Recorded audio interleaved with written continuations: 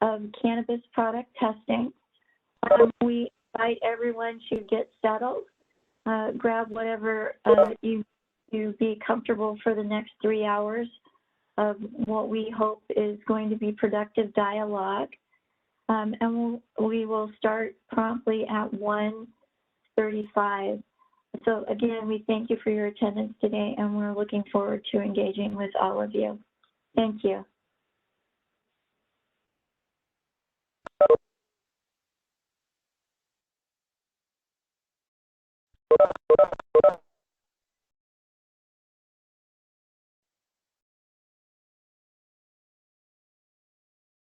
Just as a reminder, everyone, today's event is being recorded. Thank you.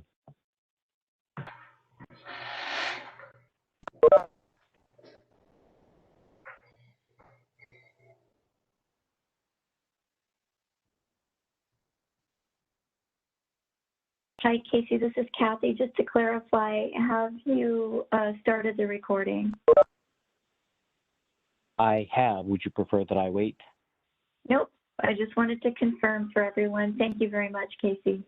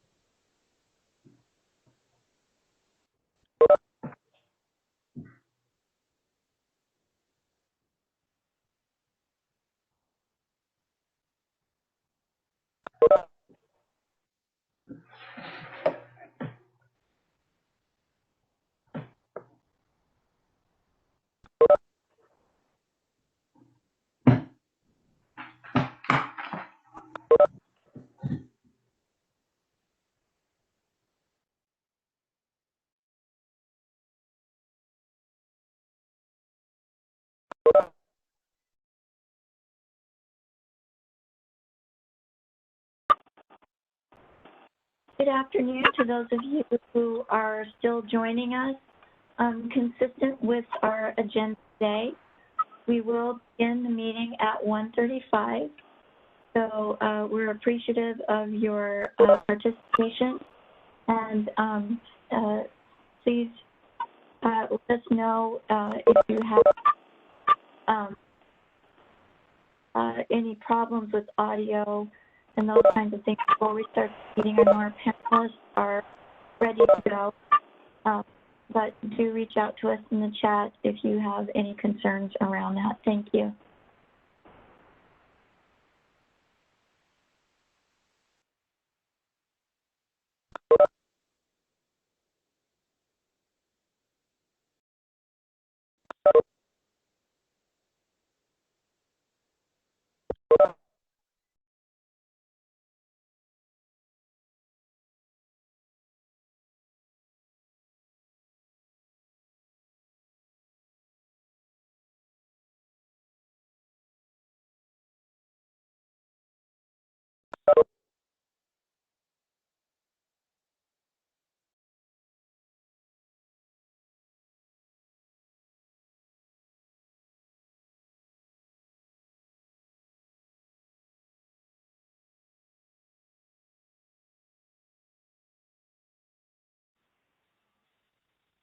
All right. Good afternoon, everyone.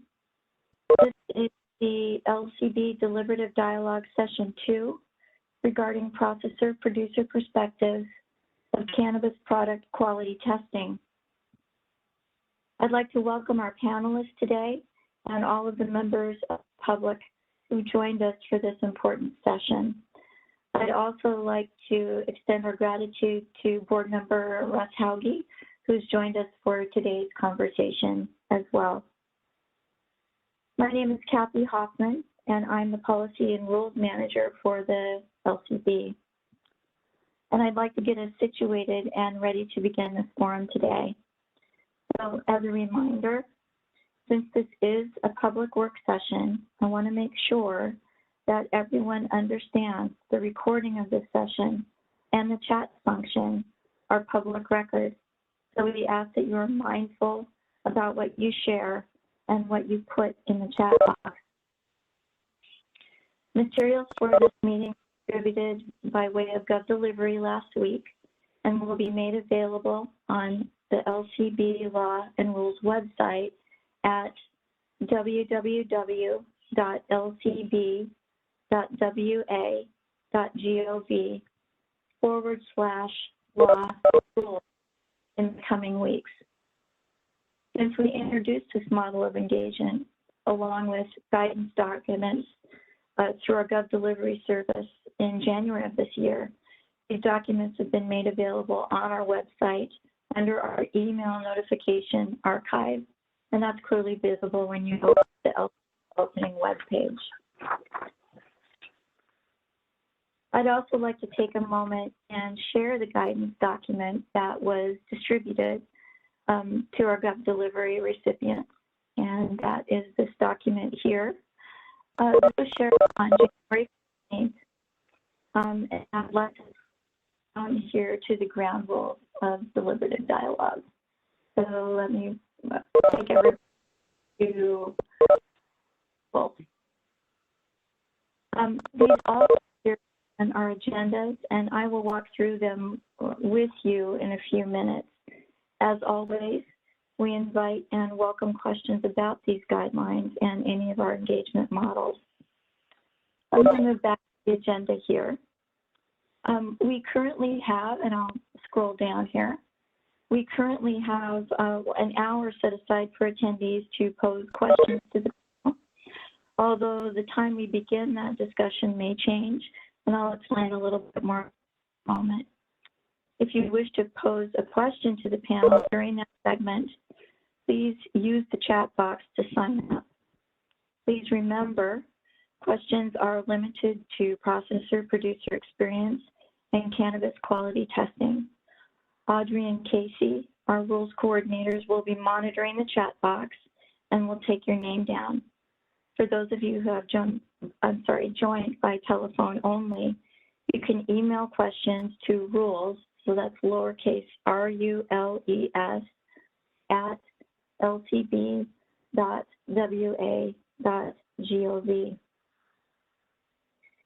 LCB values all voices, and we strive to create opportunities for all to share thoughts through various engagement models. It is important to us that this collaborative and transparent process that supports unvarnished participation, because that is one of the foundational principles of deliberative dialogue. And the spirit of that participation and those principles are embodied in these ground rules. But before we move into situating ourselves for this dialogue today, I'd like to speak more broadly to this process and provide context for today's session. I'd like to draw your attention to the ground rule that all dialogue participants speak for themselves, not as representatives of others' interests. The purpose of this ground rule is to support and encourage the unrestricted flow of information that can be used to inform all of that, us. And I know we can accomplish that today.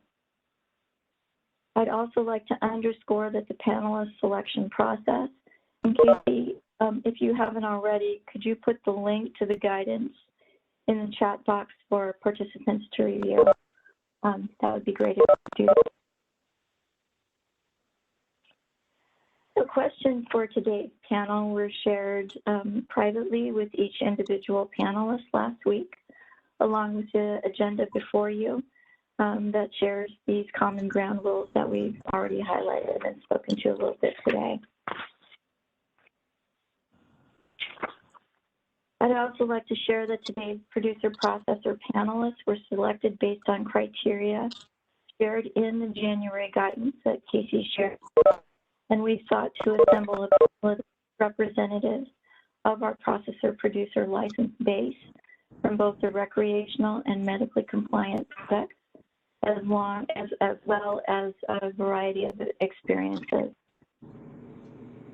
We are aware of the Washington Sun Growers Association's positions on cannabis product testing, and we'd like to give our panel the opportunity to answer questions in the spirit of deliberative dialogue. As I pose questions to our panel today, I'll also provide the Sun Growers prepared prompts and sections of the one-pager that were shared with most panelists earlier this week. I remain committed to moderating this panel objectively, but if it appears that there is little demonstrated variance from those prompts after the first few questions, we will discontinue the panel discussion and move into the participant question segment of the agenda. This means we may adjourn the session earlier than stated on the agenda. Deliberative dialogue is useful to us when responses and are individual and spontaneous. So as a reminder, please do not use the chat box for anything that could be construed as bullying or harassing. During our first session last week, that conduct occurred.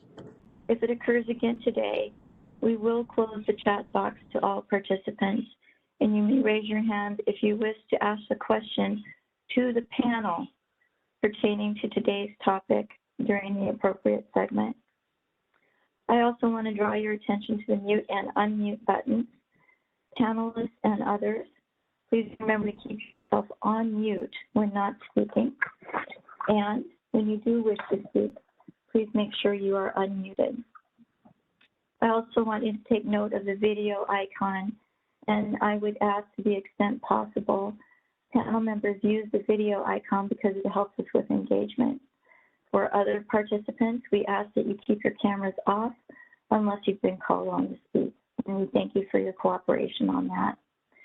So I'd like to pause here and recognize Board Member Hauge, thank him again for joining us today, and provide a few moments for him to offer remarks. So I pass the baton to you, Board Member Hauge.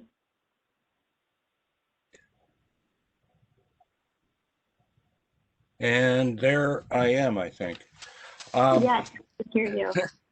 Okay, well, thank you for putting this together. And I want to just revisit one of the points that you made, and that is that we're here to try to break out of the old notice and comment routine that goes into rulemaking.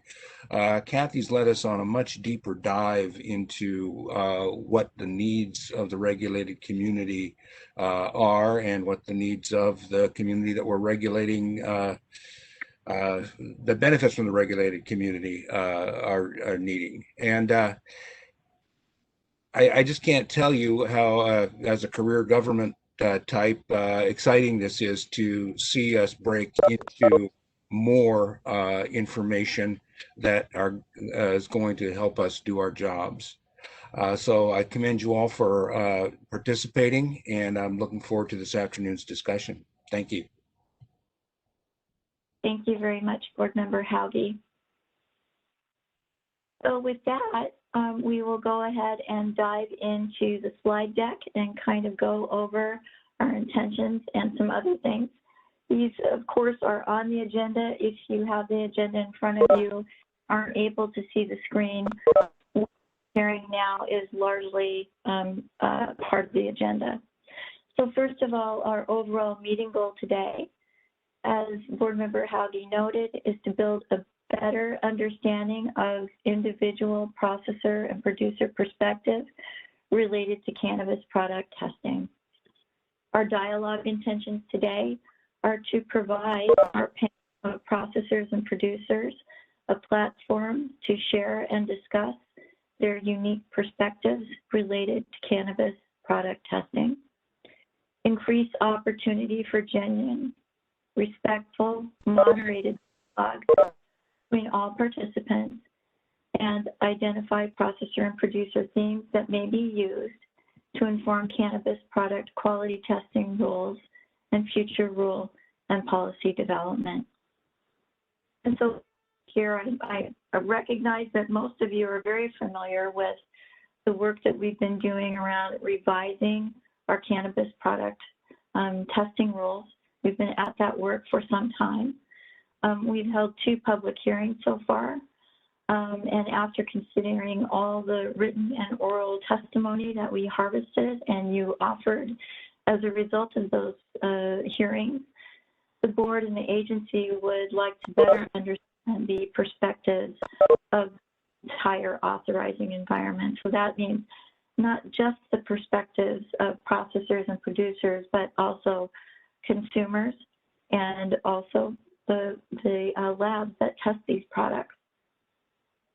So how will the data that we cull and harvest from today's session be collected, shared, and presented to our decision makers? The comments received will be added to an Excel workbook organized by theme and analyzed.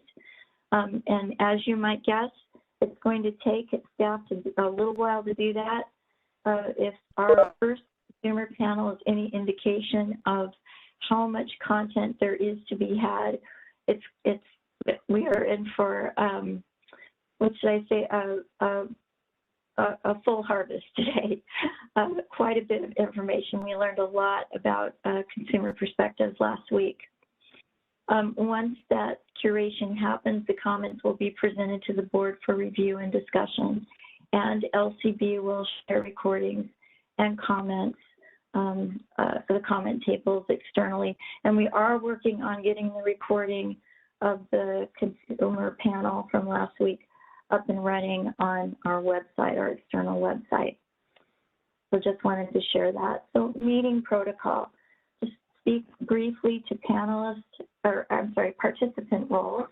So of course we have our well-represented panelist group here. They will spend some time speaking to each other about the questions that we have offered for this panel. My role as moderator is to guide that discussion along. And then the final role is that of the participant, and listener. And those are those of you in our audience. I want to take a moment here and define what deliberative dialogue is. And I know that the guidance document takes a way, or a rather academic view of describing that. But I found this nice description on resolutioncollaborative.com and wanted to share it with all of you because I think it's a really nice description of the intent and spirit of deliberative dialogue. And I don't know how many folks are on the phone, but I'm just going to read through this in case there are people who have joined us and don't have video capability. Deliberative dialogue differs from other forms of public discourse, such as debate, negotiation, brainstorming, consensus building, because the objective is not so much to talk together as to think together, not so much to reach a conclusion as to discover where a conclusion might lie. Thinking together involves listening deeply to the other's point of view, exploring new ideas and perspectives, searching for points of agreement, and bringing unexamined assumptions into the open. So moving on, and this is in our guidance document. I won't spend a lot of time on this because you do have access to the guidance document, and please let us know if you're having any trouble with that link. But this distinguishes from debate. So we wanted to make sure that everyone was aware of that. Also want to go through each of these bullets on the ground rules for deliberative dialogue. The purpose of a dialogue is to understand and learn from one another. So in other words, no one can win a dialogue. Again, this is not a debate. We are not seeking points of divergence, listening to find flaws, or points to argue. There is no right answer. All dialogue participants speak for themselves, not as representatives of others' interests. In dialogue, everyone is treated as an equal. Leave status and stereotypes at the door. Be open and listen to others, especially when you disagree. Suspend judgment. Identify and test assumptions, even your own. Listen carefully and respectfully to the views of others. Acknowledge you have heard the other, especially when you disagree. Look for common ground. Respect all points of view. And the moderator, that would be me, objectively, guides the discussion. And just another reminder, since this is a public work session, anything shared has the potential to become part of a public record. So just touching on dialogue protocol here really briefly, we will do the panel introduction here in a couple minutes. Each of our panelists will take about 5 minutes to introduce themselves, give us a little bit of their background, what tier they are, etc. And then we'll begin our moderated panel discussion and dialogue. At this point, this is a listening section for our attendees. And then there will be moderated participant questions and panel responses following that panel dialogue. So we ask that you use the raise hand feature, to indicate you have a question, and participants will be called on in the order received. I'd like to take about 3 or 4 minutes here for all of us to share who's here in the chat box. So if you'd share your name, who you are affiliated with or represent, if you feel comfortable sharing that information, and just briefly why you are interested in this topic. And so we'll give about 3 minutes for that. And for that purpose, please make sure you do switch the drop down to everyone so that all may see that, please. Thank you, Kate.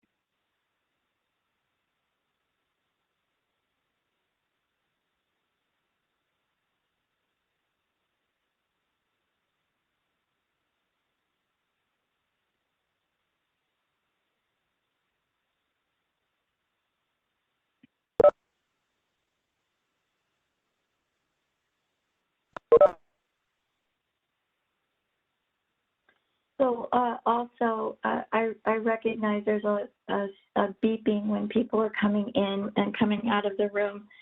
And I do apologize to everyone. I forgot to update WebEx before we started this. So Audrey and Casey, I don't know that there's a way that we can go in and correct that now. I think we might be a little late.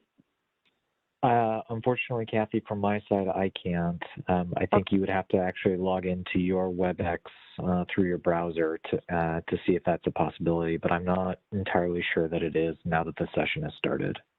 All right, thank you very much for that. So apologies to all. All right, so it looks like some of the entries in the chat have slowed down a bit. So we will move into our panel introductions. But first I'd like to say, we now look forward to this discussion and to future discussions. But we need your help, and we want your help. All I ask is that you participate to the best of your abilities and with good intentions. And I promise to do the same. And if we can manage that, together we can achieve extraordinary outcomes. So with that, I'm going to have to pull up the agenda again. I'd like to start with Tina Morelli. If you would unmute and take about 5 minutes to share a little bit of your background, your tier, and anything else you feel relevant. Hi, I'm Tina Morelli. I am a producer processor tier 1 located in Okanagan County. I'm in Oroville, Washington. I'm interested in this. Well,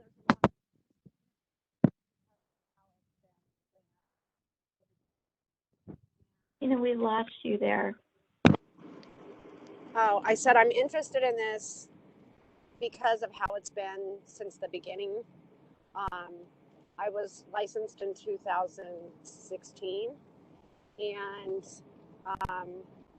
I just feel the Q&A testing, there's major problems. Do you want me to go ahead and tell you what I think, or do you want me to wait? It's your 5 minutes. If you have, really, this is sort of an introductory section. So, okay. But again, it's your 5 minutes. So, okay. I just feel like the Q&A testing on site, it has its benefits for soil and pesticides. Most lab equipment doesn't handle being moved, so it tends to affect the results. Third-party sampling should be done by a certified laboratory, would be better. I also think that the LCB should be the ones responsible for samples and testing products and labs that seem to be having a hard time not fudging the results. I also think that pesticide remediation should be allowed if there are ways to remove it and retest it. Okay. I know of a lot of producer processors that I've spoken to. I test every 5-pound lot. And I'm finding out from other producer processors that they're just moving the barcode to the next lot without the lot being tested. So, people are constantly telling me I'm wasting my money because I'm testing every 5 pounds, but that's the law. So it's puzzling to me that people are actually getting away with just slipping that 5-pound lot barcode to the next 5-pound lot. So it would be nice if there was some sort of traceability and accountability.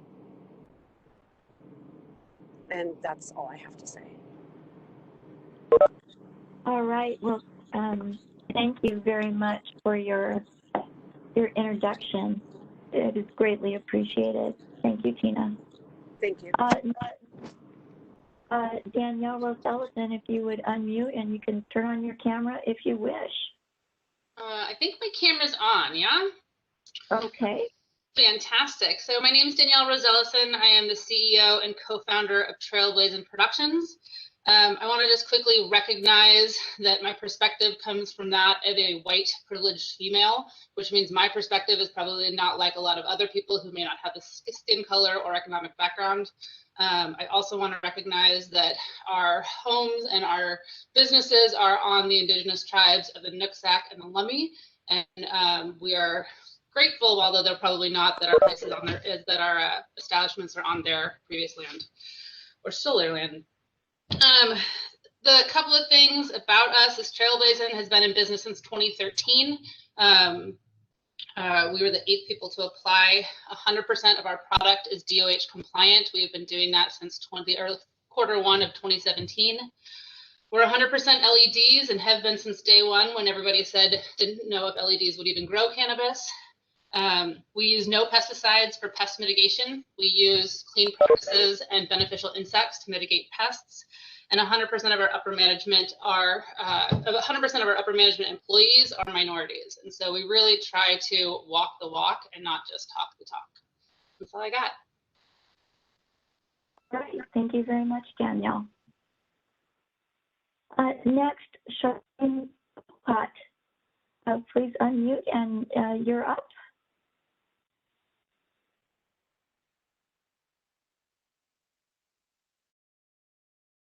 And do we still have Charlene? Yep. Can you hear me? Okay. Okay. Yeah. Hi.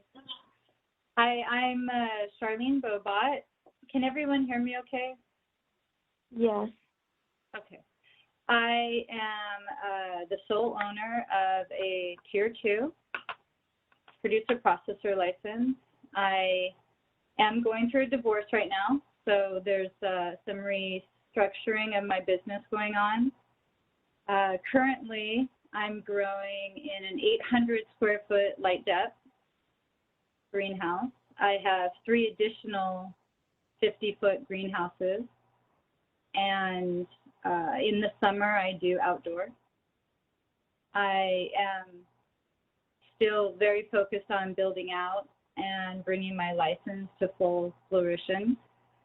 And I'm really thankful that I was chosen to be on this panel. I definitely represent small business, and I am 100% woman-owned and operated. I am a single mom, so I'm homeschooling right now, and I'm fortunate enough to homeschool my kids and then walk out to my facility and my work. So thank you for having me here.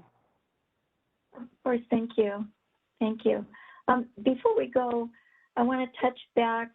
Danielle, I did not write this down. You are a Tier 2 indoor producer, correct? That's correct. Okay. And Tina, are you, remind me, are you indoor or outdoor or a combination?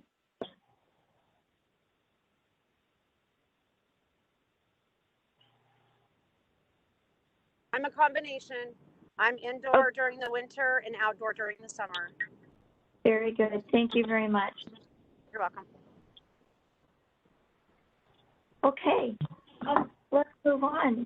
Jeff, please, if you could give us your video and introduce yourself. Hi, my name is Jeff Wilhoit. I'm the Director of Extracts at Puffin Farm. We've got a Tier 3 producer processor in Ellensburg and a standalone processor in Seattle. I'm, here really just to kind of give my input to the lab testing, and we've had quite a sordid future or past on this, and I'd really like to clean it up for the future and make testing a lot better for licensees and consumers without overburdening the producer processors with lots of expensive testing fees. And so to that end, that's why I'm here. And thank you very much for bringing us all together for this discussion. Of course, thank you. Melissa.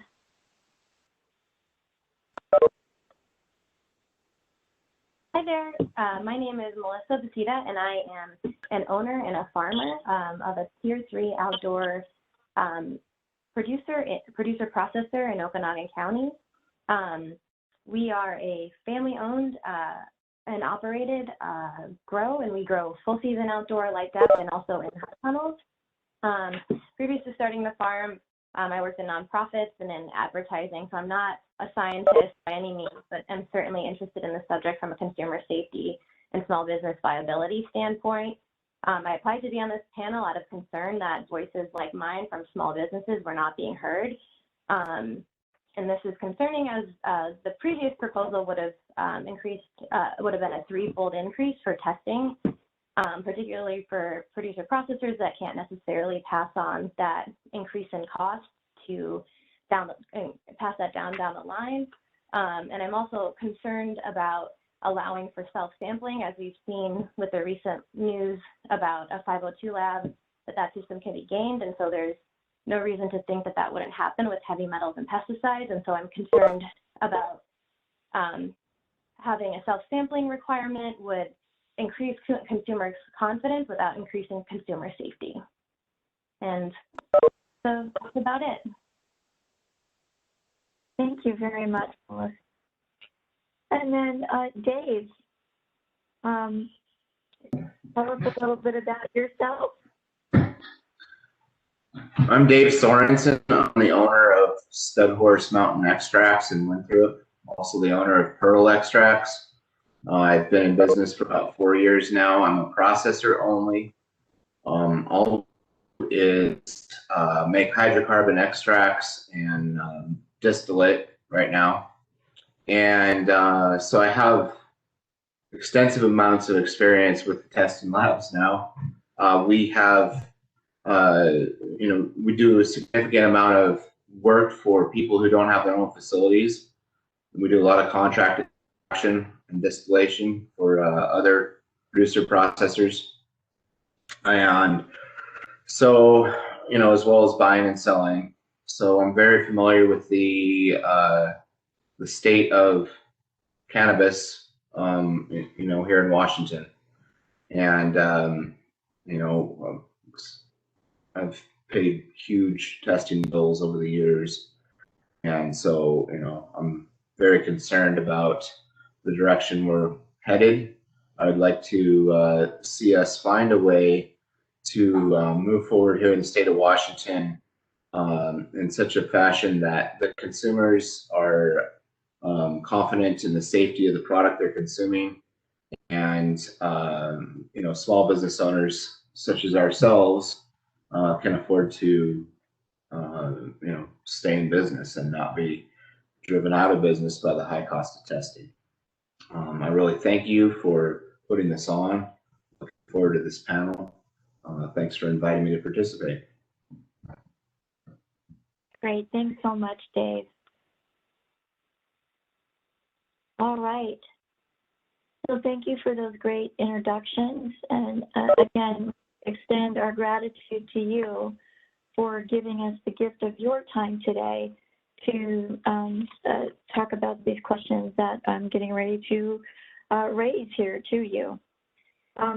As a side note, the way these questions were posed, and this is consistent with what we shared in our consumer panel, when each person applied to sit on this panel today, we asked that folks provide us 3 or 4 questions that were important to them around this general topic of cannabis product testing.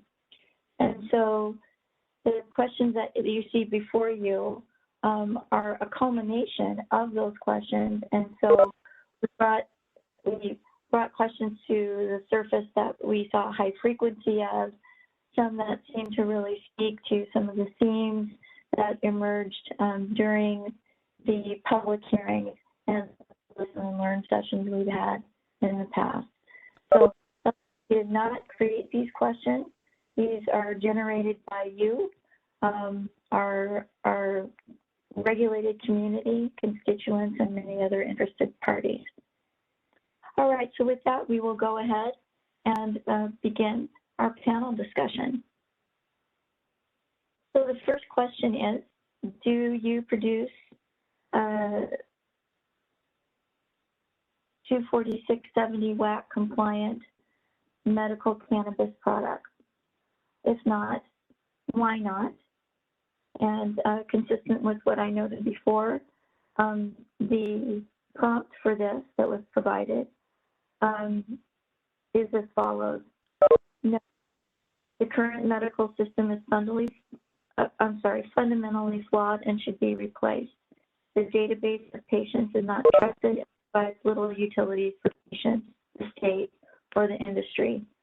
The testing program is not well designed to encourage participation, especially given the lack of incentives for patients, or farmers to participate. It should be eliminated or replaced.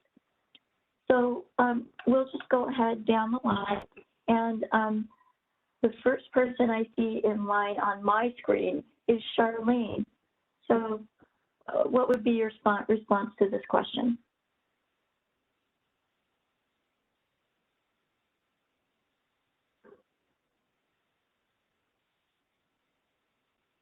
Charlene, do we still have you with us? How's that? There, we can hear you. Yes, thank you. Okay.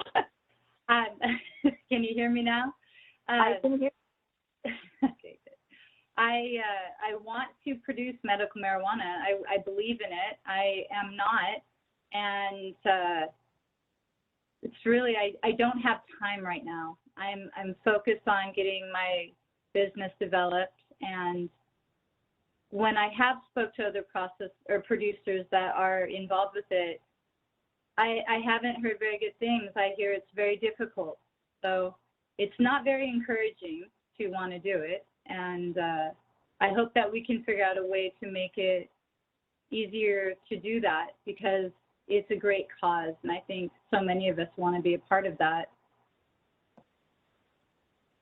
Okay, thank you very much. All right, next in line, I see Danielle. So we do produce 246-70 WAC compliant medical cannabis. To us, cannabis is medicine first and foremost. We are here because of the patients. I think the vast majority of the people I like to do business with, or that I know in the cannabis industry, are here because of the patients, and they care about the patients. We do it because it's the right thing. And it's about brand integrity for us. Again, it's about walking the walk. We can't kind of say what we're saying without going the distance. That said, I hear a lot of people complain about the cost, but I know for us, it's really not that expensive because we don't use any pesticides, and a lot of the pesticide testing, the cost comes from the analysis of the pesticide in the lab. So if you don't use any pesticides, it's not that of an expensive of a test. Great, thank you, Danielle. Next on my screen, I see Dave Sorensen.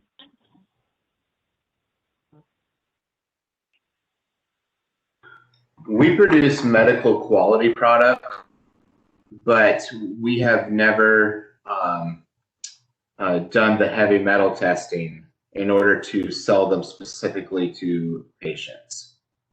Okay.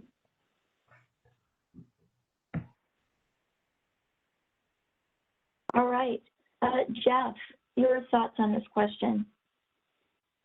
So, no, we do not currently test for heavy metals. We do not have any 246-70 WAC compliant products.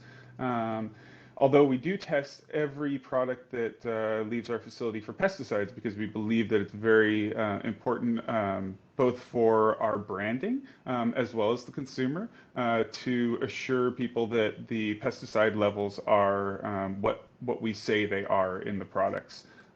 Beyond that, the heavy metal testing is just a whole nother big procedure that we have to go through. And most consumers, when they see a 246-70 WAC sticker on a package, really don't know what that actually means. I believe that most medical patients are buying products that are not.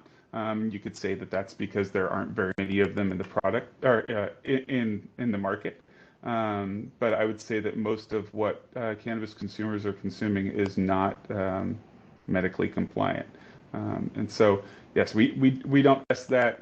We feel that it's just a bit of a waste of our resources to be testing flowers for heavy metals continually when there's very low likelihood that we're going to have a heavy metal pop up in there. But we do have the pesticide testing because we believe that there's a lot of pesticide in the world, and really want to make sure that there's none of it that has snuck into our products. We're an outdoor farm, and so there is drift associated with pesticides, and thankfully we test it all and don't have any issues.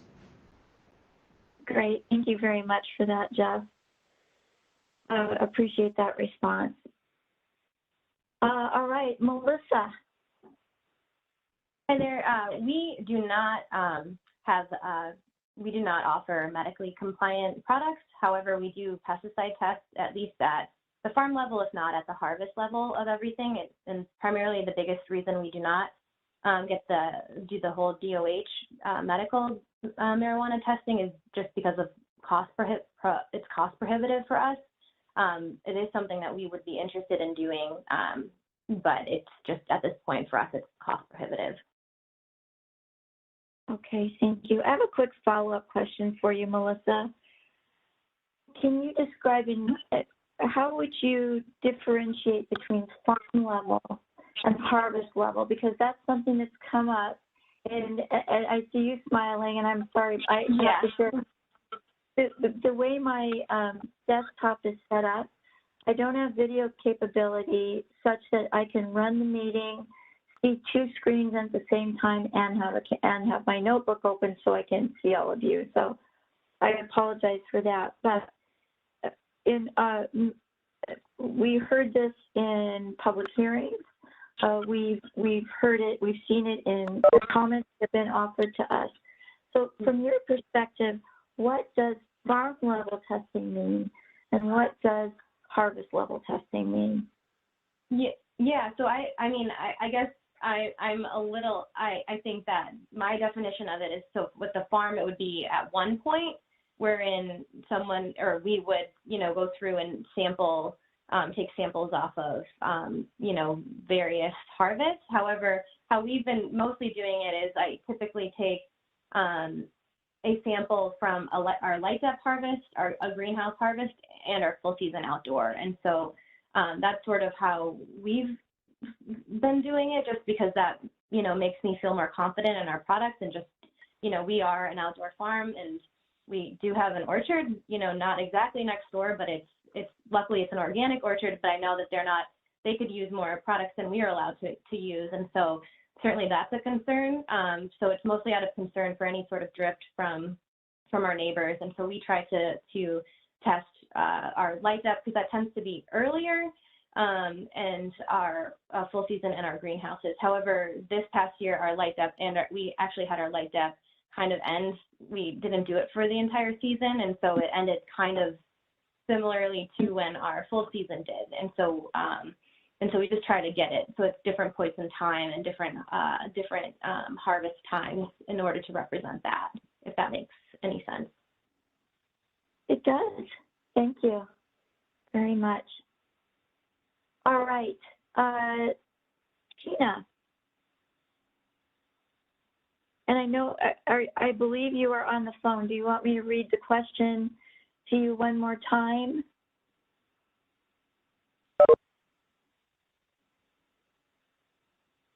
And Tina, I think you might be on mute.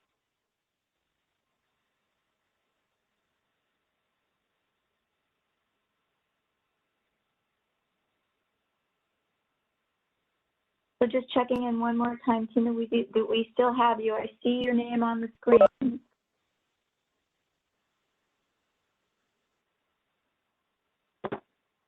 Casey, just want to check in with you really quickly, because I'm trying to look into the chat box. Have we heard from Tina?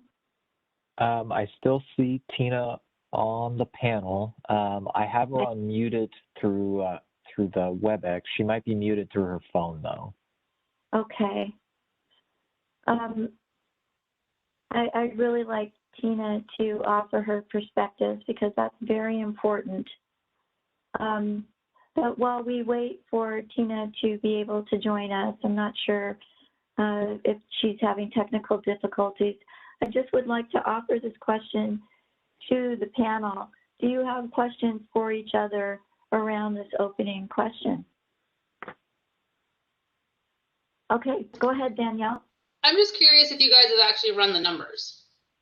Like, if you talk to the labs and run the numbers and figured out if you use the same lab all the time, if you would get a discount, if like have you run the numbers and figured out what the difference is for your farm? Yeah, I ran the numbers really quickly on it, and it comes out to about a little over $1,200. I think it was $1,280 per month at the current amount of tests that we're doing. We're doing about 31 samples per month, and so that comes out to about $15,000 a year in additional testing costs if we were to do the heavy metal testing above and beyond what we currently test for.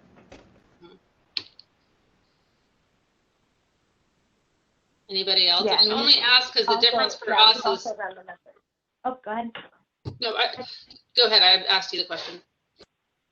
Oh, yeah, we've also run the numbers, and it would increase our current testing costs are probably around $12,000 a year, which is on the lower end, but it would increase it from, based on the information I looked at, the labs that currently offer heavy metal and pesticide testing as a bundle, it would increase it to $32,000 or to $37,000, which is a 260 to 300% increase in our testing costs. Okay, because we found that it only increased our cost per gram by 2 cents, which I realize margins suck, right? And especially for those of you that are doing more sun-grown, I know that the testing fluctuates. I know the cost is even more important, but 2 cents that's just what we figured out. Do you know what the overall cost per year raised is that you have for your operation? I mean, yeah, so like, we do approximately 820,000 grams per year. Our annual testing costs for DOH, and that includes terpenes, which we do, is $44,000 a year. If we took out terpenes, pesticides, and heavy metals, it'd be about $29,000. So it's a savings. It's, it costs us an extra 15 grand a year, but when that's spaced over everything, it's pennies on a gram, which works for our business model. Thank you. Just want to pause here. Do we have Tina?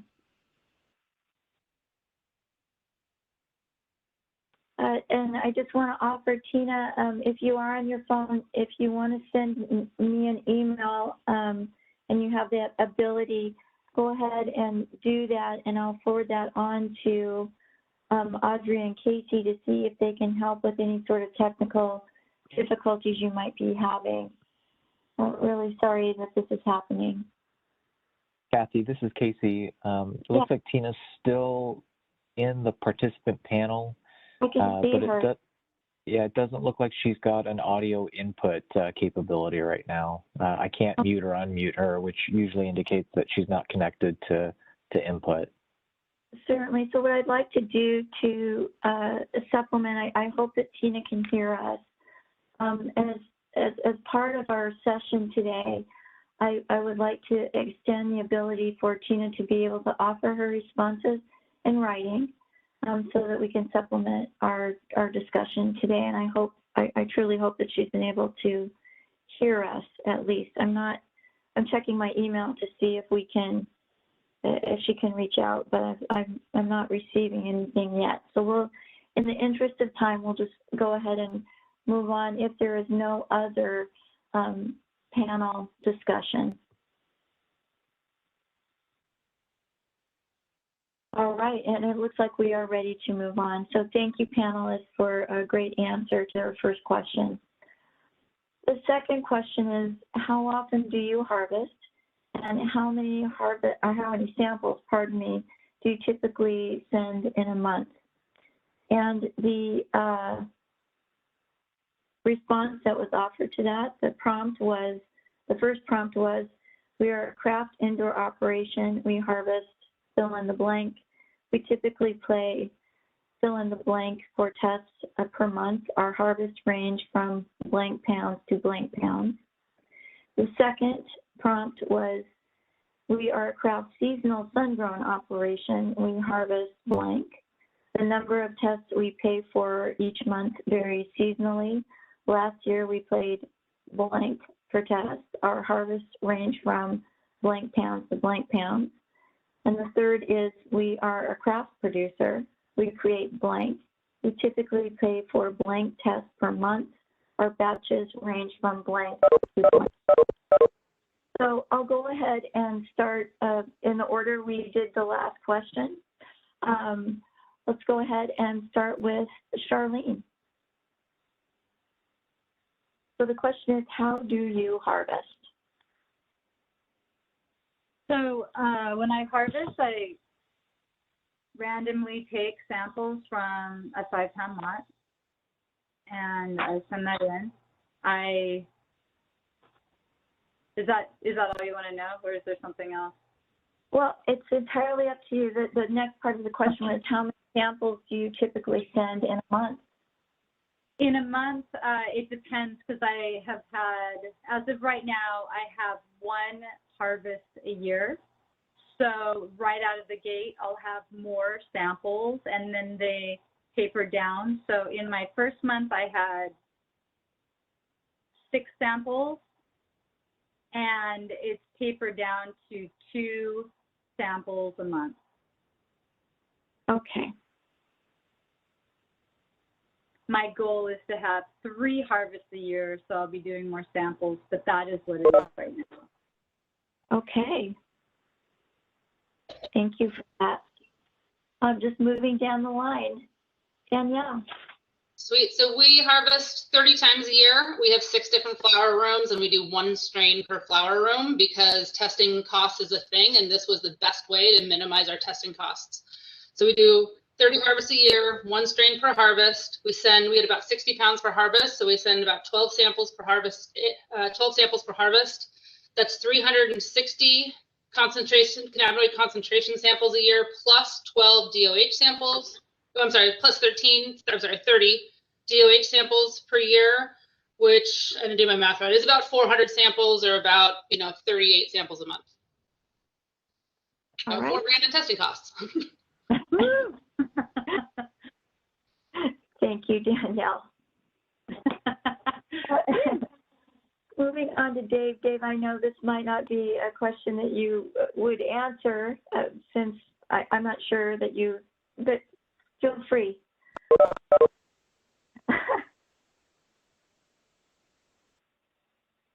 Thank you. Yeah, we're processor only, so the question's a little bit different for us.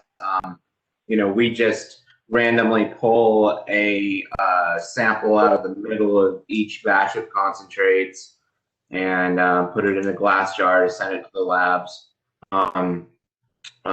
Currently, because of the differences in offerings between different labs, we are we're using 2 labs for all of our testing. So virtually every batch gets sent to 2 different labs for different kinds of testing. We're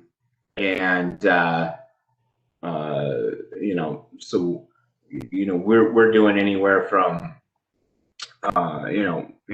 60 to 160 tests a month. Okay, thank you. So you just to follow up and maybe expand a little bit, so we all understand, you're working with 2 different labs for 2 different types of samples. Is that what I heard you say? Or can you tell me? That's correct.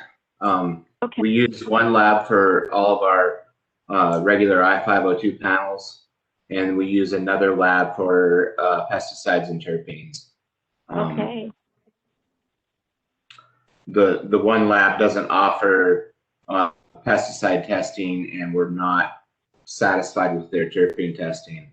And the other lab only offers pickups once a week, and we live in a remote rural area, so anyway, it's complicated, but 2 labs. Okay, thank you, and thank you for clarifying that. I appreciate it very much. I'd like to move on to Jeff. Yeah, so we are an outdoor farm, and we only do 1 harvest. We have kind of a harvest month. The month of October is when we pull down all our varieties. Depending on strain, they'll get pulled down on different dates. So it's kind of continually within the month of October is when we harvest. And typically, let's say just in the last month in January, we sent in 31 samples. So that's kind of a typical thing. It varies a little bit. Sometimes we'll have a little bit more because we've done a bit more extraction, and sometimes we'll have a little bit less because we have tested flower that's carrying through into the next month. Okay. Anything else? Is that pretty straightforward, it sounds like? Yeah. Yeah, it's unless you were wondering about parts of question 3, which I heard some of the panelists answering a bit of that. Well, And I think as we go through the dialogue, there's definitely going to be some overlap, and we invite that. I mean, I think it really does help to increase the quality of our conversation as long as you're able to freely share what you feel is appropriate. So thank you very much. Yeah. Thank you. All right. Melissa. Yeah, so we typically harvest, for the most part, usually one light depth crop a year and then an additional outdoor crop. It depends on the year. Certainly, if the season allows, we try to get in an early greenhouse light depth, but sometimes that doesn't happen. And in terms of testing per month, it varies pretty drastically. Some months it's, maybe even 0 or 1 or 2, and some months it's more like 20. So it depends on the time of year and also the demand for the product as well. All right. Thank you very much, Melissa. So before we move on to the next question, panelists, any discussion between any of you? Anyone want to ask any questions of other panelists? Want to open the space for that if that is so.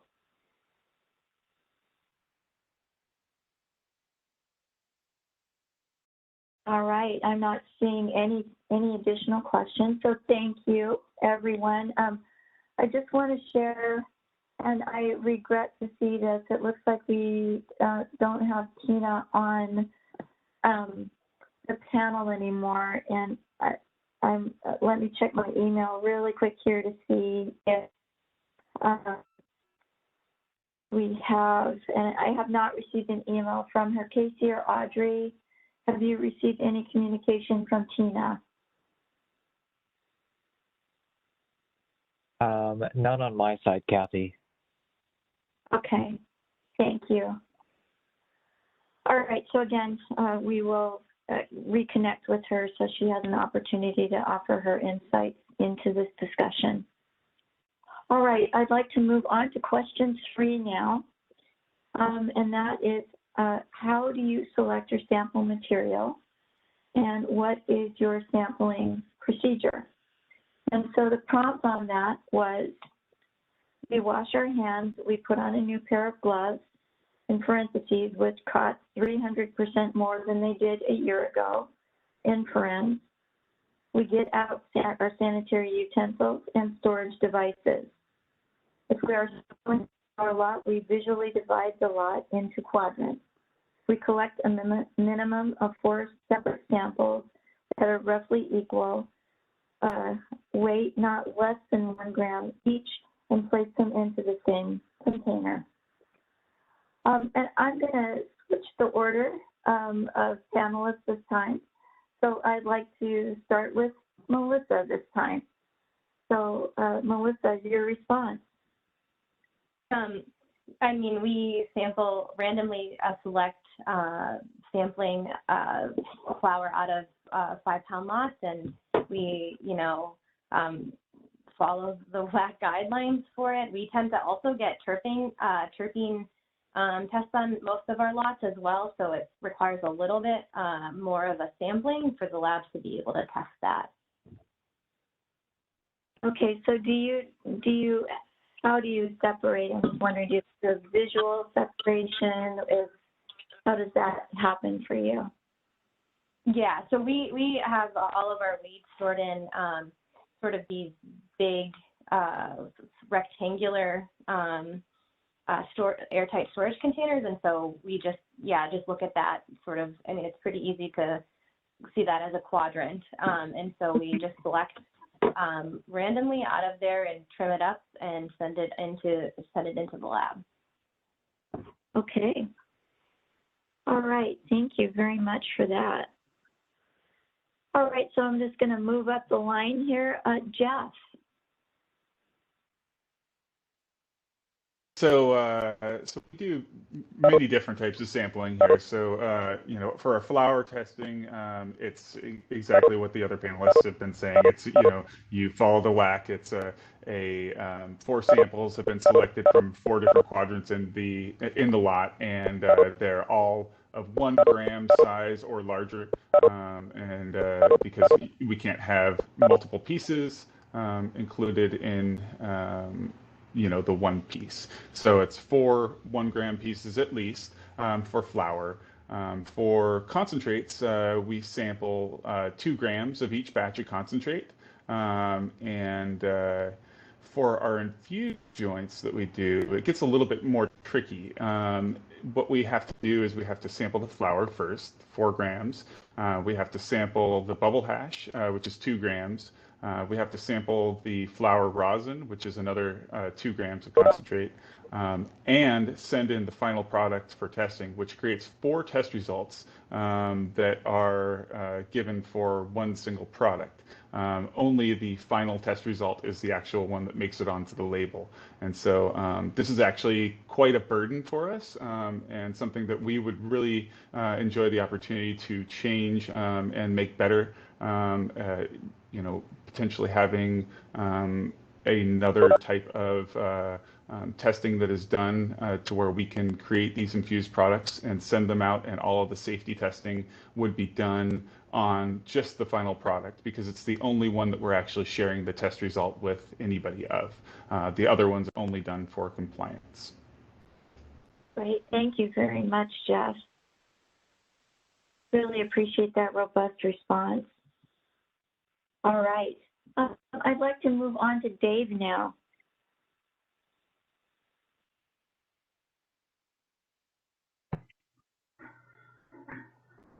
It's a little bit easier for us because we're dealing with glass Pyrex pans full of concentrate. Pretty easy to just randomly take a spoonful out. We're generally taking 2 gram samples for the full panel and another gram for pesticides and terpenes. Just normal gloves and this in the lab, and not a heck of a lot to it. Great, thank you very much. I'd like to move on to Danielle. Awesome, thanks. Just like everybody else, we follow the WAC exactly. That said, we've certainly heard about lots of other farms. They will pick the best nugs that they can find. This applies for flour, joints. As long as sellability is tied to test results and high THC, I think it's naive to think that farmers are not going to be picking the best nugs possible, because that is how they're going to sell their product. A lot of times retailers will send stuff back if it's not high enough, or they'll drop you. And so I would love to see rules that just tell people to pick the best products out there, the best nugs out of their lots. I know a lot of people don't separate. They're just going to pick whatever they can find, especially if you've got very consistent or better product from one plant or another. You're gonna pick the best stuff. They don't quarter things. Also, they tend, the WAC says that there is 4 1-gram units in order to test it. A lot of people will do more than 1-gram units because that's what's the representative sample. Actually finding 1-gram units is not indicative of their harvest. And so then you're actually doubling the cost of the samples you're sending in because you want to send larger stuff or that looks representative. So adjusting the rules so that the sample size is based on weight and not number of units in that sample, I think makes a lot of sense. And I'm also totally, I don't know. Nope, cancel. That's it. Thanks. Okay, thank you. Thank you very much. Charlene, your perspective, please.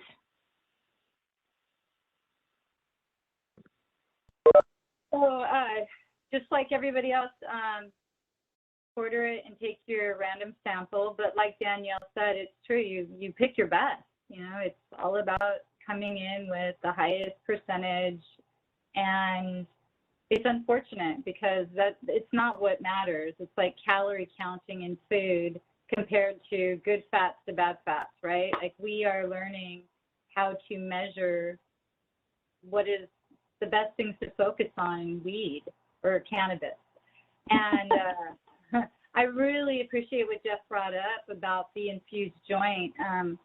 It would be very advantageous for everybody. Well, maybe not the testing facility, but for everybody else to be able to send in a final product on the joint. I myself sell infused joints, and the costs are so it's a burden to have to test so many times for one finished product and one test that actually matters. I really don't see why I have to test everything separately and then together.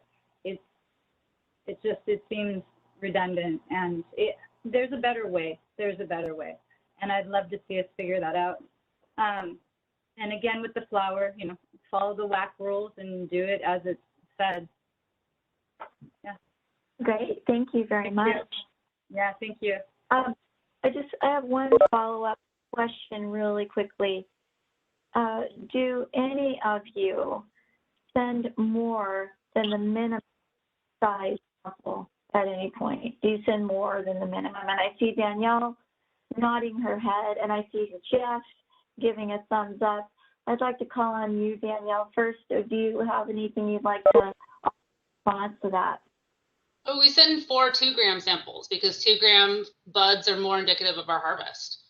And quite honestly, 2 grams are probably going to have higher concentration levels than 1 grams. And so since the rules don't prevent us from sending larger nugs, then that's what we do. Great. And Jeff?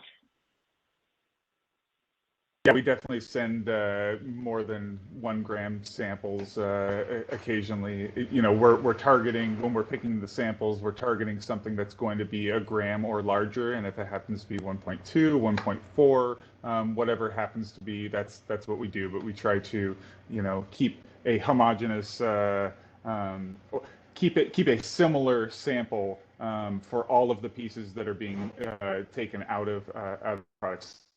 We have a representation of something that is very similar.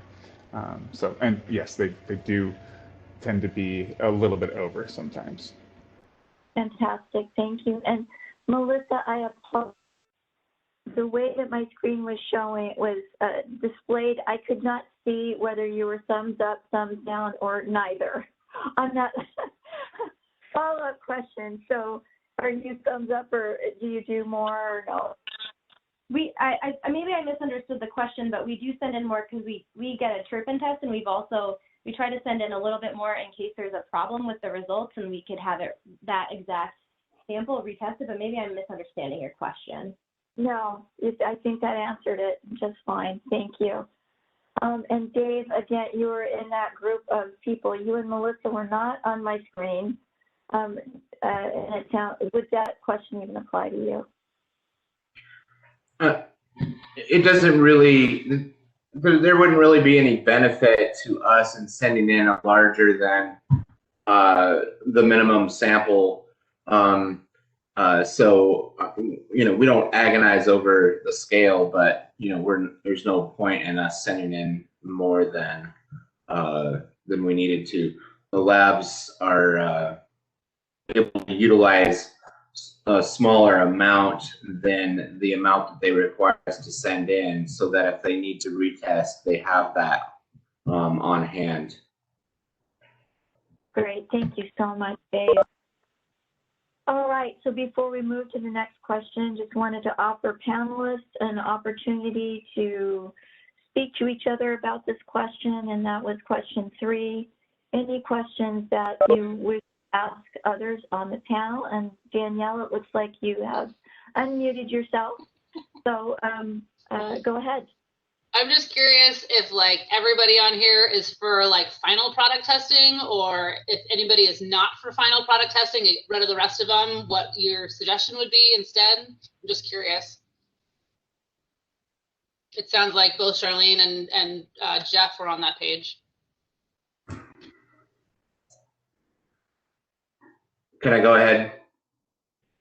So I'm of the opinion that there's that random testing at the retail level, meaning somebody, whether it's the liquor board or WSDA or somebody, going into stores and pulling products at random off the shelf and testing them, would be the single biggest thing that we could do to improve the environment here in Washington State.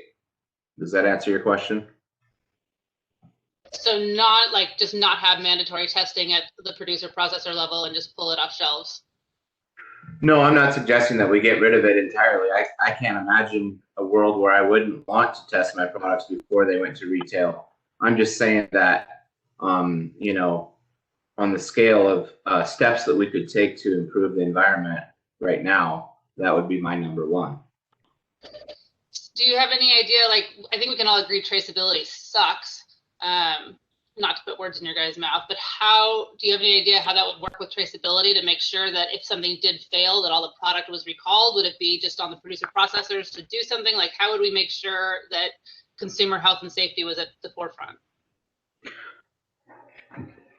Well, that's a great question. If a failure was discovered, presumably the regulators would double check a couple more tests as fast as possible before issuing a mandatory recall. But theoretically, we should be able to effectuate a recall statewide on a contaminated product. Whether or not that's ever been tried or is in fact possible, considering the state of traceability in this state, I can't speak to. I know in Oregon, they just post these huge memos saying from the government saying, hey, send this stuff back, and they kind of scare everybody into it. Melissa, what do you think? Yeah, I tend to agree with Dave on that. I definitely don't think that we should be getting rid of our end of the testing. You know, I don't think that it should be only end level at the retail store testing, but I do agree that that would be the number one thing to help, you know, root out any sort of bad actors in the industry and any sort of, you know, illegal pesticides or over action limit issues. Yeah, and in terms of recalls, I mean, hopefully we could rely upon the traceability system to be able to tell exactly what else needs to be, you know, taken back or tested. But, you know, depends on the traceability, the integrity of the traceability system. Yeah. Thank you, Melissa. Others, Jeff, did you go ahead? Did you want to offer something? Yeah, you know, I mean, I think that there's, just like Dave said, I can't see a world where we're going to get away from final product testing. I think that that's a necessary component to ensure that, you know, the product is what it says it is. That being said, I think that, you know, having a self-selected method of sampling for pesticides and heavy metals becomes problematic. In the fact that bad actors that are using components that are going to contaminate the product are already breaking the rules. And so I don't see anything really stopping them from breaking the rules again when they're submitting their self-selected samples to make sure that the testing is going to come out good for them. And so the only way that I see testing of pesticides and heavy metals to be worth its weight is if a third party, or, you know, WSDA or any designee of the board is the one that comes and does the sampling at the farm level to ensure that there aren't pesticides being used. And maybe it's a WSDA is going to visit the farms and go over their pesticide logs on a, you know, annual basis or on a random basis, depending on depending on the processor. But I think that really the only way that we're going to catch bad actors is by going to visit the farms and also take samples from the retailers, because it's, you know, I mean, I test every lot that goes out of here. We want to be assured that that's good. I'm trying to be a good actor in this space, and I know that a lot of people are out there for profits and not out there for safety, and so I just worry that if we have anything other than, you know, a more robust WSDA testing at the retail level, we're going to be missing a lot of potentially contaminated products, and it will enter the market without consumers knowing. If we're looking at like random testing, do you think starting with concentrates would be beneficial to the industry, because that seems to be where obviously you'd be concentrating the pesticides, as well as maybe some of those farms that their product isn't good enough to pass flour is selling it to processors? Or do you think it doesn't matter? It can start it. You could focus your pesticide and heavy metal testing on everything. Yeah, you know, I mean, I think that that you know, at the retail level, testing should be done of mostly concentrates, because that's really where you're going to be finding it. Flour, it's really easy to pass a pesticide test on flour. The level of application is too low, or too high rather. They can't quantify low enough to be able to actually find pesticides in flour. And when it comes into the concentrates, it's definitely something that's present. So, you know, but at the same time, you know, if we were to say, oh, well, everybody just test all of your concentrates, well, it would be really easy in a self-selected system for a bad actor to be able to have a lot of extract that they know has passed pesticide testing, and just submit that as essentially a rubber stamp on all of their products moving forward. And so really taking that self-selection out of the hands of the producer processor for this really important safety testing, and putting it out into the retail, which is where the consumers are consuming this product, would greatly, it would eliminate any ability for this to be gamed. And I would just have to have a lot more testing be done by FDA, where every farm is tested. You know, every producer processor would have to be tested at least on a yearly basis, if not more. I would hope that it would be more. I would hope that we could focus a lot more attention on testing, and that would also relieve any burden on small producer processors that would bear the cost of increased testing. So it would be a win-win. It would increase the you know, increase the safety for consumers and not overburden the farmers. Yes. Yeah, thank you. Charlene, it looks like you are unmuted. Can you share? And my yes is soulful right into the phone. I agree with what's being said. I think it's I feel like Jeff nailed it. I don't really want to repeat it, but it is like it comes down to the retail and pulling from the retail, because all of us producer processors, you know, to get it to market, that's what it's about. Get it to market, and pulling samples from the marketplace is the most honest way to know what's going to the consumer. 100%.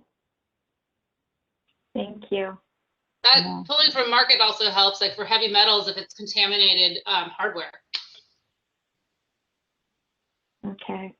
Which is really where the contamination happens. You know, when we do our testing on our vape carts, on our extracts that go into the vape carts, we're sending a syringe filled with the extract to the analytical lab. It's not in the final hardware, and that's you know, because we sell it in different methods. We'll sell it in those syringes, or we'll sell it in the cartridge, and it really does not paint a picture at all of what the test result is of that final product. And so, yeah, having it in there, that would definitely show, is there leaching of heavy metals that's happening from the vape cartridges into the oil that's going to get into the smoke stream. You know, Colorado actually just started doing a vapor test on all of their vape cart products that they have on the market, to where you actually send in your final vape cart, and they hook it up to a machine that tests the vapor that's coming out of it. So you actually see if there are heavy metals that have leached into the product that are going to make it into the vapor stream. So it's a much better system, and I believe that can be done as a spot check at the retail level best. Great, thank you so much, Jeff. All right, any others before we move on to question 4? All right, very good. So the 4th question is, would moving quality control testing to a farm or harvest testing process over a lot testing process benefit your operation? So this is really a 2-part question. Do you think the accuracy and quality of the testing diminish as a result? And the prompt offered for that was, yes, focusing testing efforts closest to the farmer will best protect consumers, employees, and the environment from illicit pesticide use. Next prompt is yes, reevaluating the current quality control program in each type of test to determine if it's necessary and where and when it should be completed. And there's a list here. Pesticide and heavy metal testing should be done via farm site visits and random retail product polls. Microbial and mycotoxin testing should be done at the harvest level. Gram-negative, endobacteria should be eliminated, replaced with salmonella and E. coli testing only. Cannabinoid and terpene testing should be done at the strain harvest level with multiple tests done depending on weight, allowing both to be reported as a range rather than a number. Arbitrary lot size limits should be eliminated. The next prompt, yes, if representative samples are taken at the most appropriate point in the process. Testing should emphasize accuracy, reliability, and precision rather than volume. This will increase the quality and confidence we have in our test results. And the final prompt, yes, we can avoid the unintended consequences of creating rules that only benefit large-scale operations. We can create a more equitable system which allows small-scale craft producers and processors to succeed. All right, so let's turn to the panel and hear their perspectives. And again, let's start with Melissa. We'll start at Melissa, you are on the bottom of my screen, so I will start there. Go ahead. Yeah, so we're on, just to be clear, we're on question number 4, is that correct? That is correct, yes. Okay, correct. Yeah, I think that in terms of, you know, the accuracy and quality of the testing, if we went to a lot harvest testing process, I do think that it would allow the consumer to, I think, understand better that there is a range, you know, that not each individual flower nug is this percent THC. And so I do think that having more of a range, which would be, at least I think would come part and parcel with the harvest level testing, would be actually more accurate, and I think give a better understanding of potency, as well as I think it might take out the current assumption that potency equals quality. I think that might have a benefit to, you know, to preventing that sort of, that's how it's viewed at this point. I think that could counteract it. And I do think, you know, particularly if we move it to a harvest or farm level testing, particularly from I know that this is jumping ahead a little bit to the next questions, but from a third party, I do actually think that would be significantly more accurate. And, you know, as Jeff pointed out, you know, if somebody's already using illegal pesticides, we really can't trust them to, you know, allow them to use the honor system and send in something that that is, you know, not contaminated with the pesticides that they're using.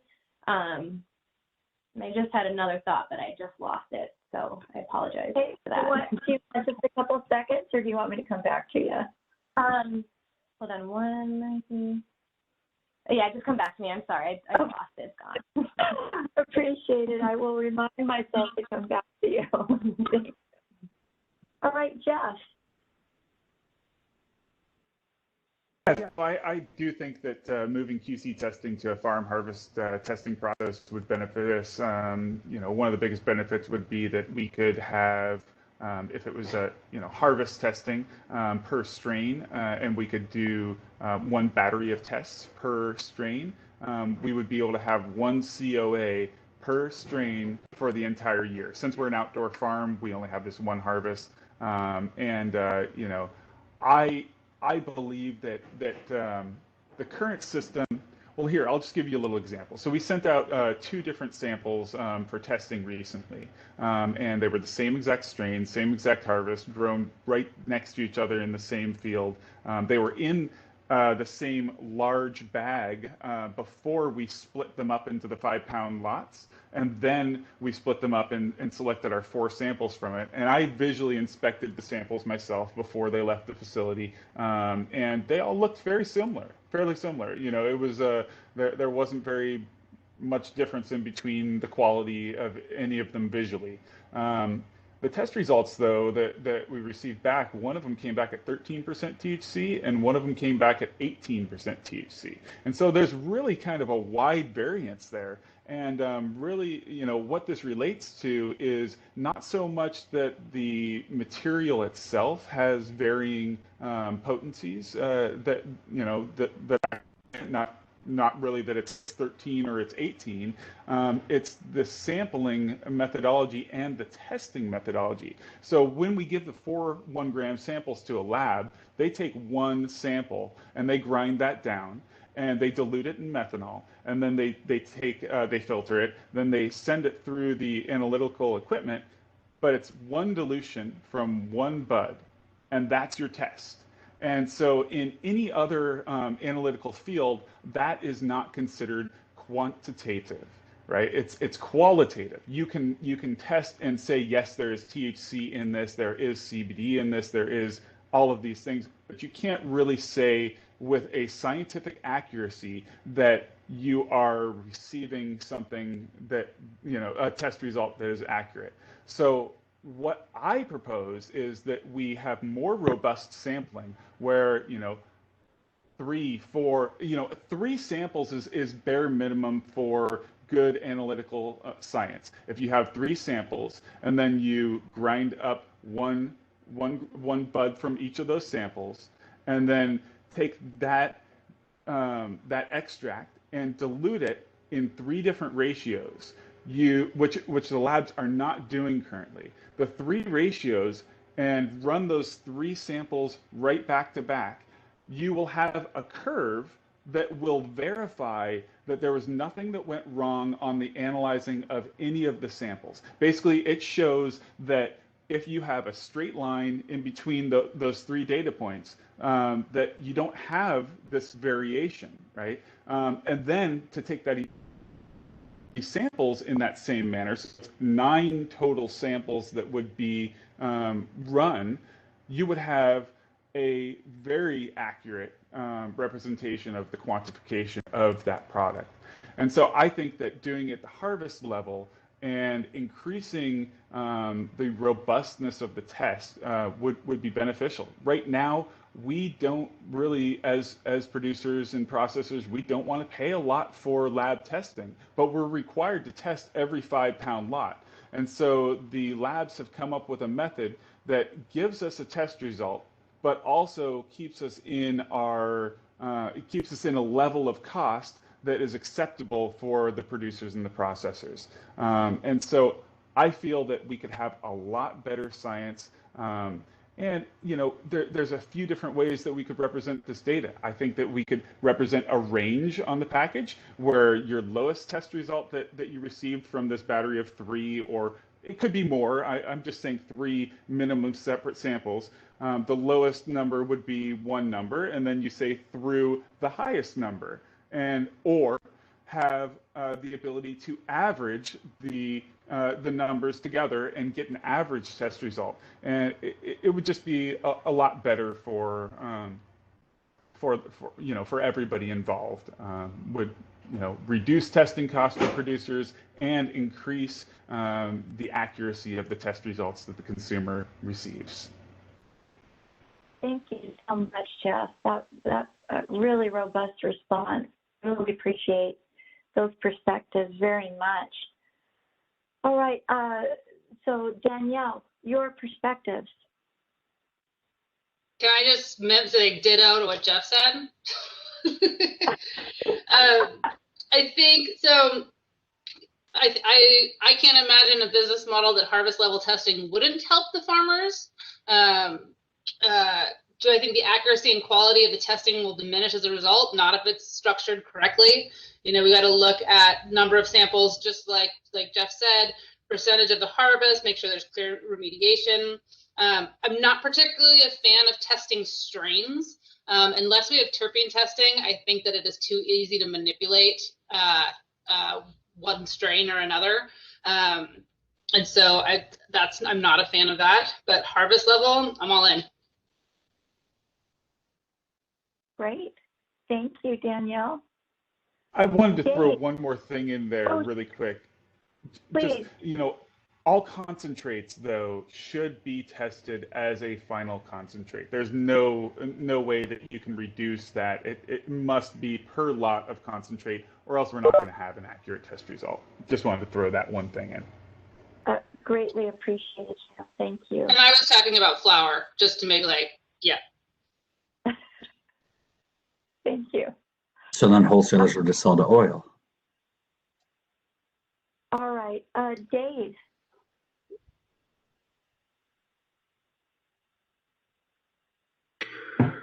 Yeah, I would just say that I completely agree that done correctly, harvest testing would benefit the industry.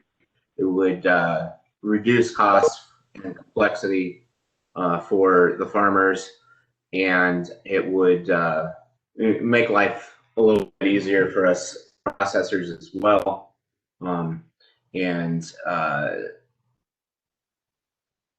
I think that Jeff said it better than I could because I'm not a farmer. So look off now. That's enough. Well, thank you for that response. That is appreciated, Dave. And calling on Charlene. Your thoughts?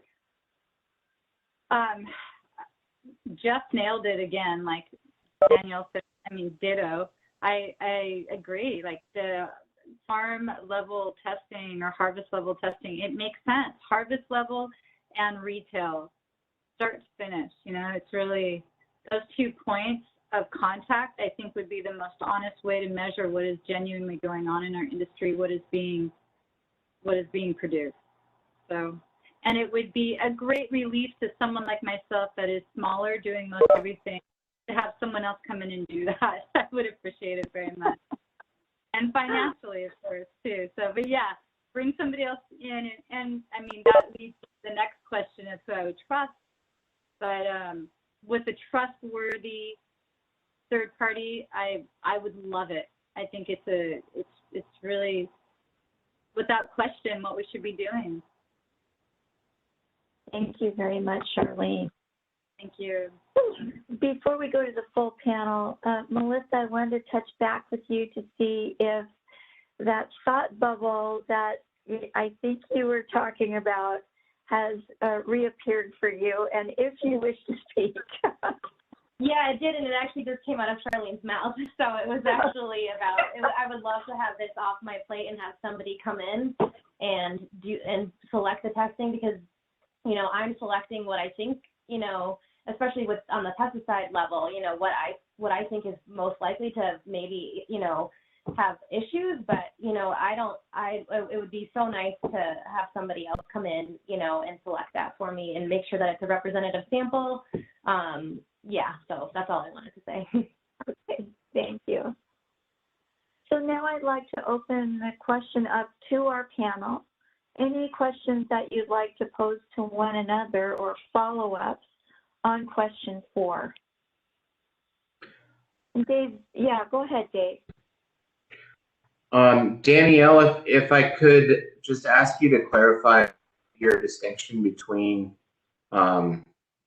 harvest level and strain testing. I'm not completely sure I understood your position.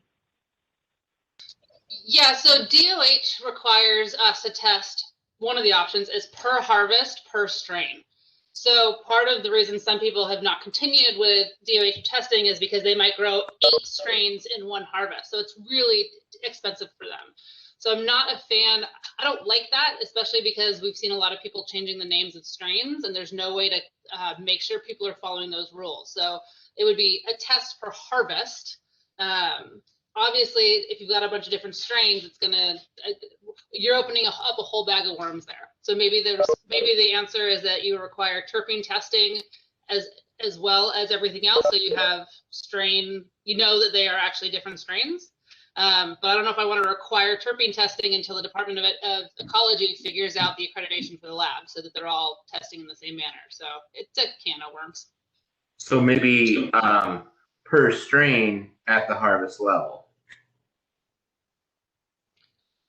I mean, you can do that right now. I still think you're going to see mass fraud from people that are not good, like business people that are intentionally trying to be fraudulent. Thank you. Yep. Jeff, I thought I saw you unmute. Did you want to respond? No, I was just switching back and forth between the video pages. I got disconnected from the attendee link on my computer, so I was just trying to see everybody that was speaking. Okay, thank you. I want to double check, make sure we were attentive there.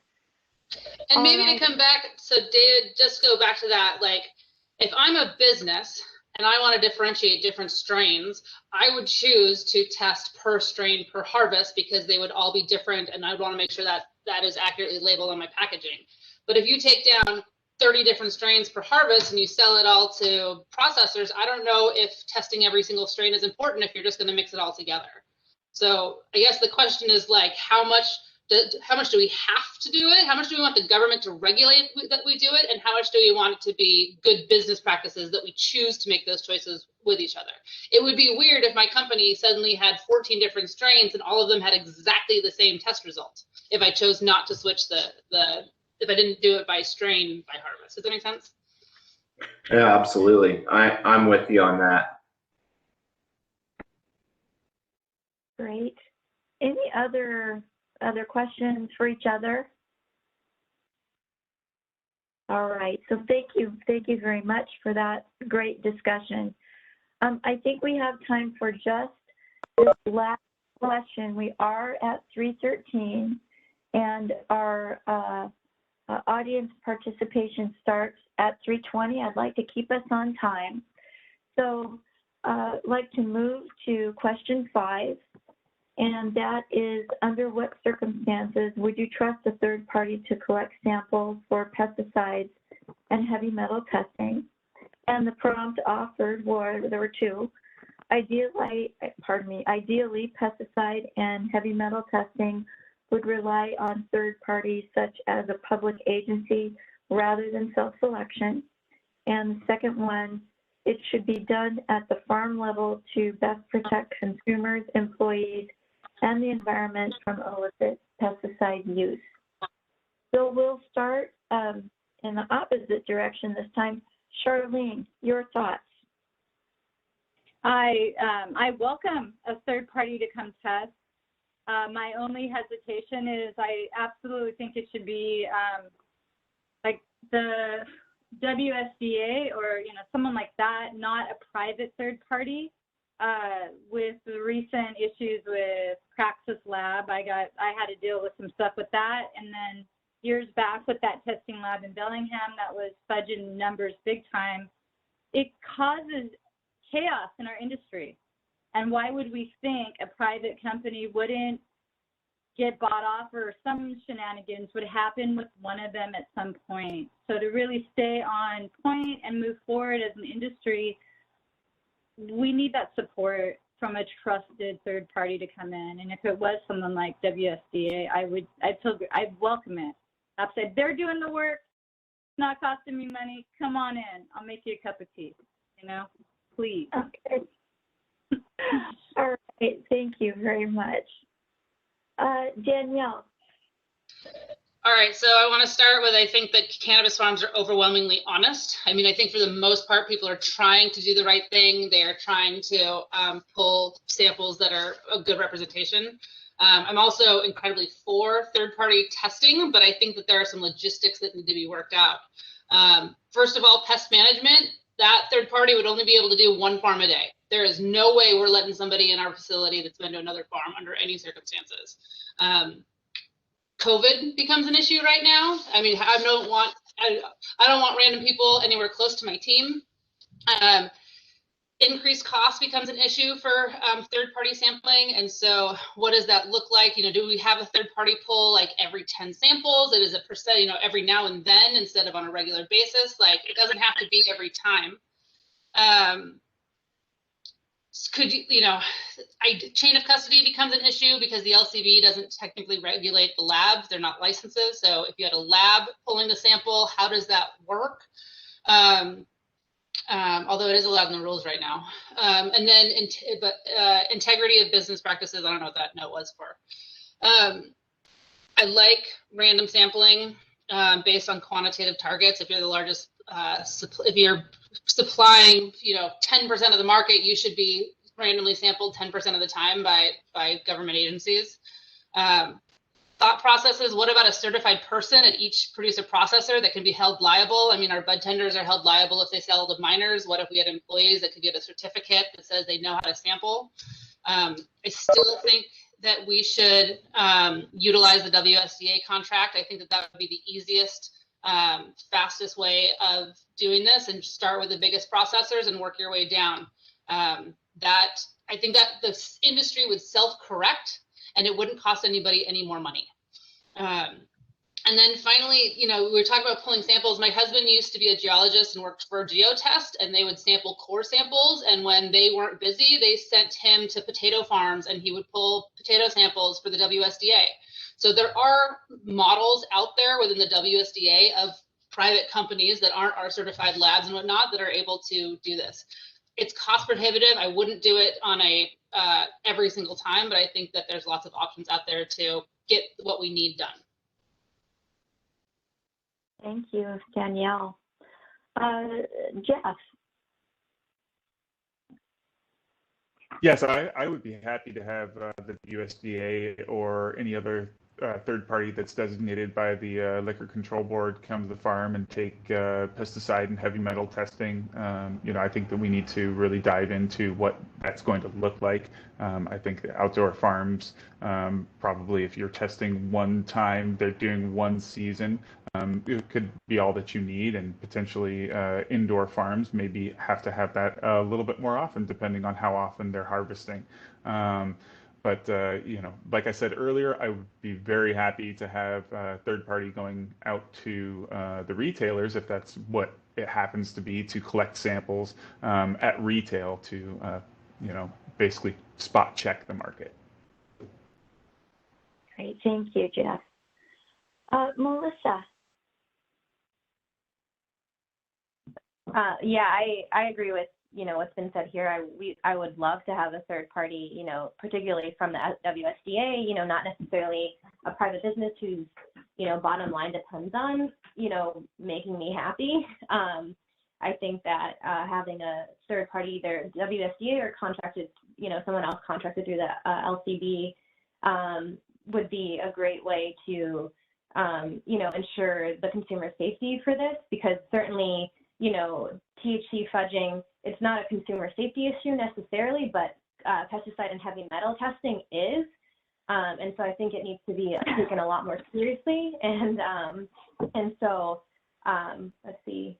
And I like what Danielle said too, with starting with the biggest producers and then going from there. But I mean, honestly, I would love to see, you know, I would love for someone to come to my farm and do this, particularly during the growing season, because it would just take a lot of the onus off of me. Yeah, so that's it. Thank you, Melissa. And Dave. Well, as with so many other things in life, the devil is in the details.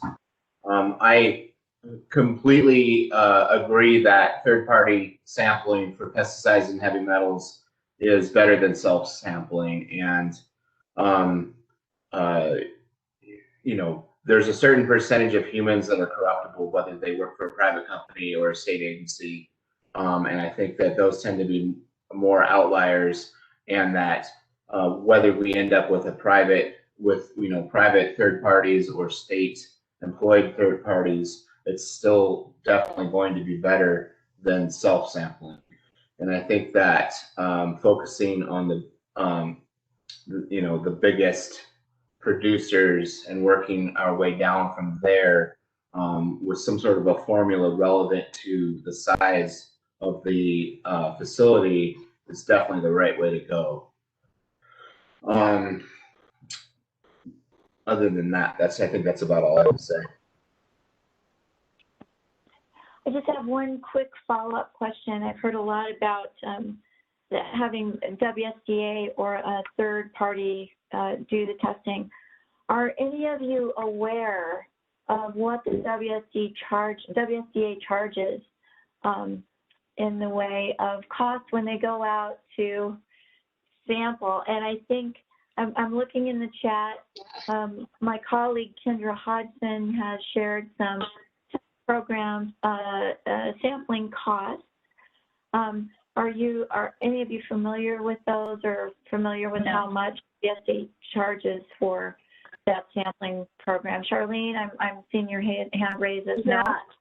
Okay.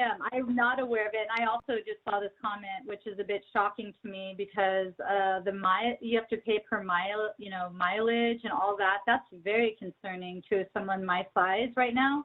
It seems very expensive. Which goes back to utilizing the contract that is currently held, the memorandum of agreement between the WSDA and the LCB is a good starting point. I agree, and that's why I'm thinking it would be good to use them, because we have already given them so much money. This idea, though, these costs proposed in the chat line is, again, it's alarming. That's expensive. That's not helping the farmer out at all. That's burdening with more costs, especially the mileage. For some of you out in Eastern Washington, well, I guess it depends on where WSD is coming from. So for me, over on the West Coast here, like Danielle, you up in Bellingham. Yeah, also, just as a side note, I'll call on you just a second, Dave. I apologize. I think they're also to stand up a third-party sampling program through WSDA may take something more than just an MOU or a rule change, because really that would be an independent program being stood up. So it may take something beyond just simply an MOU, since they would be independent from LCB. Can you extrapolate a little bit more on that? Why the current MOU wouldn't work? Oh, just overguessed. No, it's okay. It would take a little more, since that MOU is designed to do that random sampling for LCB. If that sampling program, and as I understand it, was independent from LCB, and that's what we have heard many of you suggest here. And Russ, I invite you to join in this conversation if you wish. But WSDA would likely need the authority through legislation to stand up that program and funding to move that program forward. Kendra has noted, under the hemp program, I think it took, there was a number of inspectors or folks that were hired on to go out and do the sampling for the hemp program. And so that requires, a budget. There's a lot of other operational details that sort of go into that. And Russ, I see you're on camera.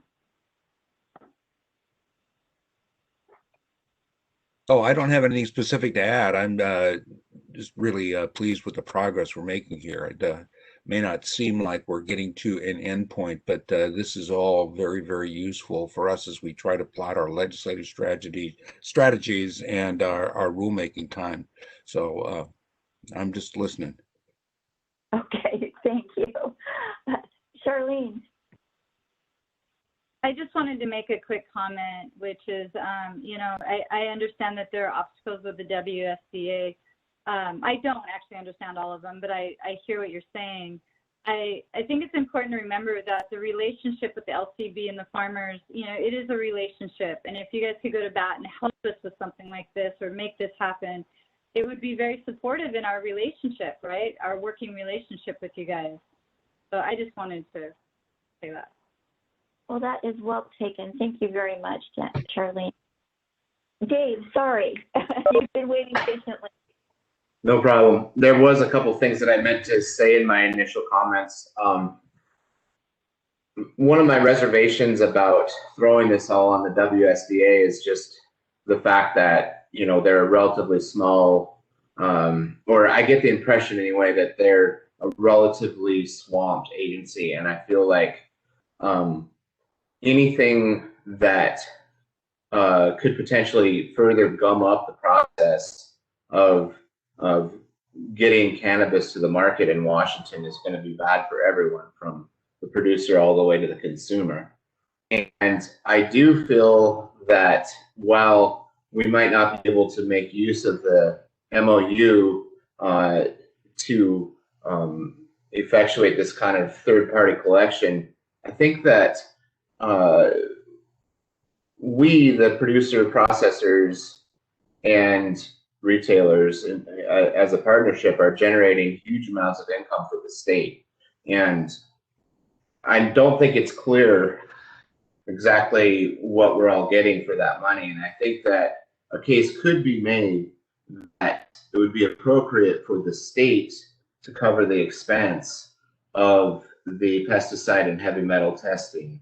And if the state was covering that portion of the bill, whether you know, it was to the labs or a new kind of subcontractor that did the sample collection, some of people's concerns about corruption in private collection companies could be laid to rest, because essentially having the state paying the bill would do a lot to get rid of any possible conflicts of interest that might arise. Thank you very much, Dave. So I would like to offer the opportunity for folks to speak amongst each other. If you can keep it to 2 minutes, because we're already a little bit over on our time here. Any questions for each other before we move on to our audience questions?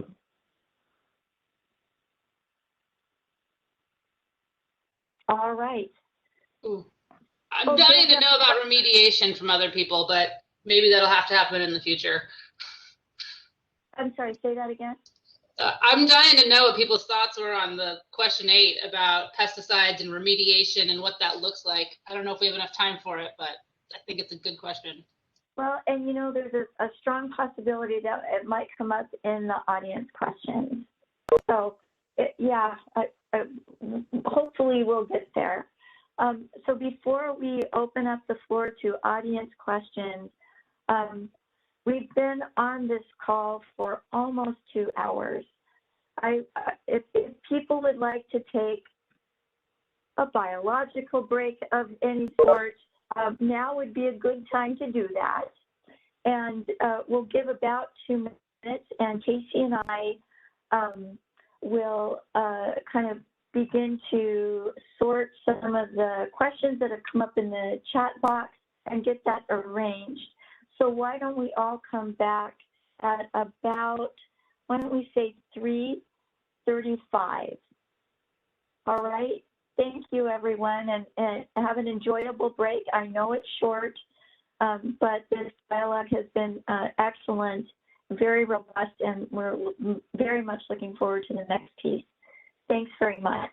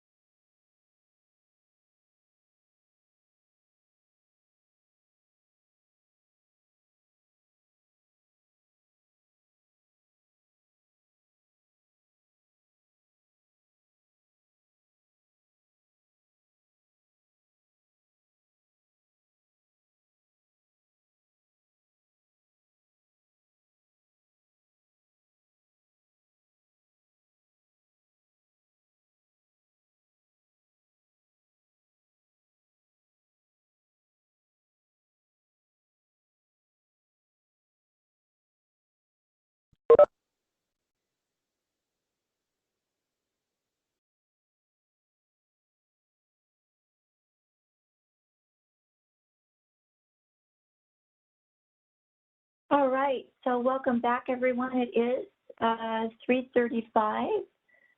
Looks like Melissa will be joining us here momentarily. And there she is. Welcome back, Melissa. I wanted to share with everyone that it looks like Tina, our Tier 1 panelist, our Tier 1 representative today, was able to rejoin the conversation, but as a call-in. So we only see her number on our screen as a call-in user. So I want to recognize that and then just go back and reiterate. We will circle back with Tina for her written responses to these questions because we don't have a way to identify call-in users by what we see on the screen, which is merely call-in user 1, 2, 3, 4, and so on. So regrettably, that's where that landed today. So we do promise to circle back with Tina to add her content to today's conversation. So I'm going to bring Casey, our Cannabis Policy and Rules Coordinator, in, and one of our very appreciated and adept assistants in hosting these webinars for all of us today.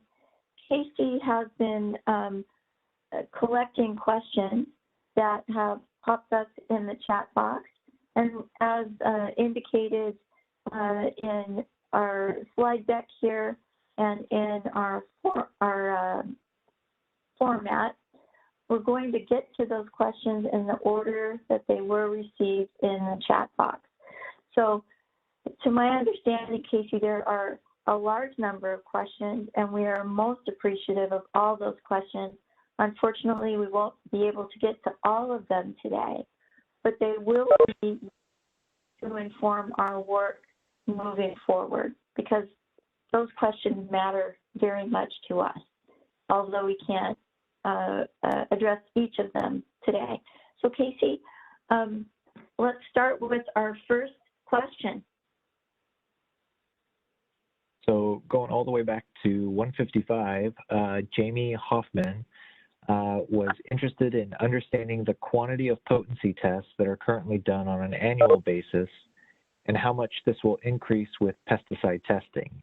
What is the quantity of potency tests done on an annual basis in traceability? Also, will seed-to-sale test be available on traceability for consumers? How is this currently working? And Jamie, I'm going to go, if she's still here, pardon me, he or she is still here. Jamie, you're unmuted. Did you have anything to add to that question? Yeah, no, I'm still here. I'm still listening. Yeah, that's just about it. I am really curious about what those numbers are. All right, so panelists, let's start with, we've not started with Dave yet. Dave?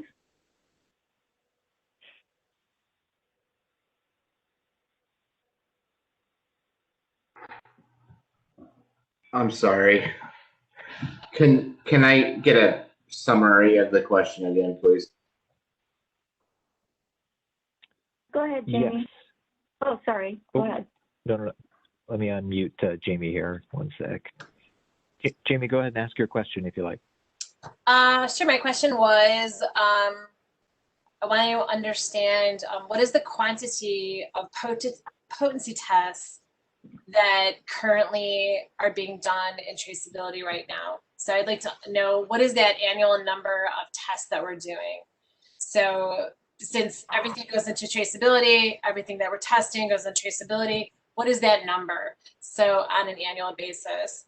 Then the second part of the question is, what are we anticipating that number is going to increase to doing these 5-pound lots and all this additional testing? So the question is for the LCB, not for us, right? Exactly. Well, I can give you some perspective in that. Do you want me to go ahead? Go ahead, Dave. So obviously, I don't know what the total numbers are, but before this session, I did check in with my bookkeeper to see what my testing bill was for 2020. And I spent $76,899.81 on lab testing last year. Now I don't have broke down by pesticides versus regular testing, but that could give you some idea of the scale. I'm just one business. Well, the question is really about the whole of Washington. It's not just for one company on their own. It's just to really understand the scope of the entire industry is something I just wanted to know if we know what that is, we should have that information. So Jamie, this is Kathy. I wanted to kind of direct us back to the moderated participant questions and panel responses. Have that up on the screen. Questions today we are really focusing on our processor producer panel, and LCB is here today to listen to those responses and to provide our processors and producers a forum to answer questions. So if you have questions like that you'd like to direct to LCB, we invite you to submit those questions via email, or we can share that question with staff following the meeting today. But today we're here to honor our processors and producers and their perspectives. So does anyone else want to respond to this question before we move to the next? I'll just say the difference between potency testing versus DOH testing for us is 2 cents a gram. 0.02 cents a gram.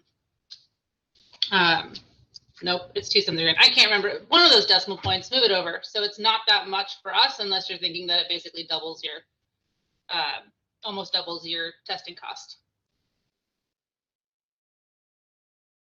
Thanks very much, Danielle. All right, and just to everyone, it looks like Kendra Hodgson, who is the examiner's unit manager, has provided some information about potency tests. So she says number of potency tests would not increase based on adding pesticides and heavy metals, and you can certainly email the address that was provided in the chat box for additional follow-up. All right, so let's move on. Casey, our next question. Yes. So Brian McDonald asks, would 502 producers and processors be interested in guidelines for representative sampling? And Brian, you are unmuted if you wanted to add to that question.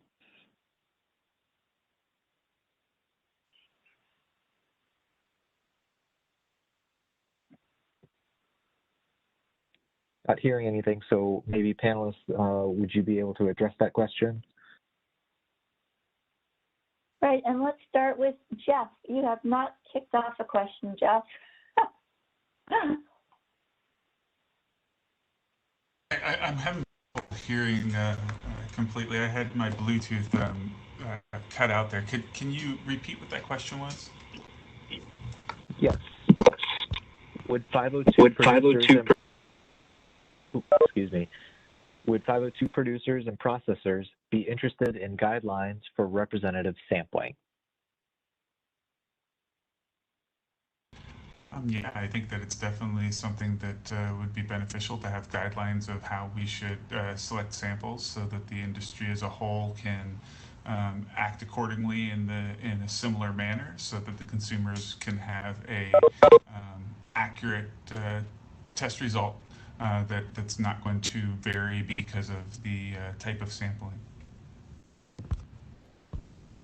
Thank you, Jeff. Charlene.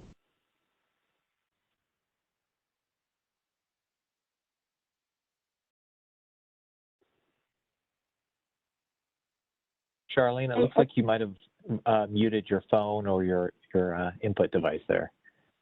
There you go. Can you hear me now? Yes. Yes, Okay. we can. I was basically saying ditto what Jeff said. I agree, you know. Can you hear me? Yes, we can. Okay. Appreciate it. Melissa? Yeah, I mean, I also concur. Well, thank you. All right. Danielle? Sounds good to me. I think we already have sampling procedures put in the WAC. So I'm not sure how this is, what's different here that he's suggesting. What's the difference?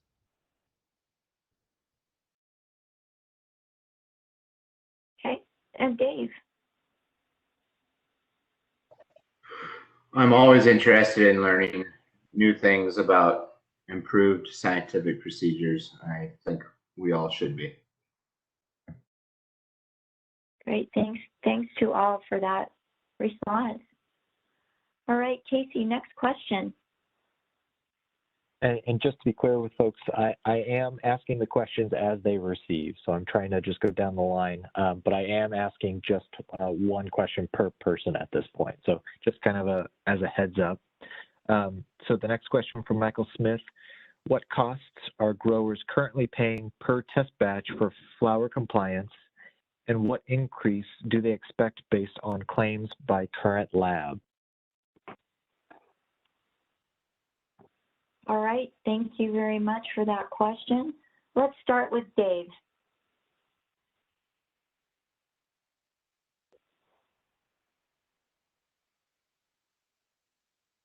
Dave, do you want to go first on this question?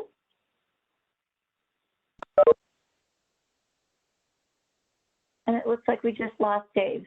Okay, maybe he's going to come back in. So, but we'll start with Jeff. Go ahead, Jeff.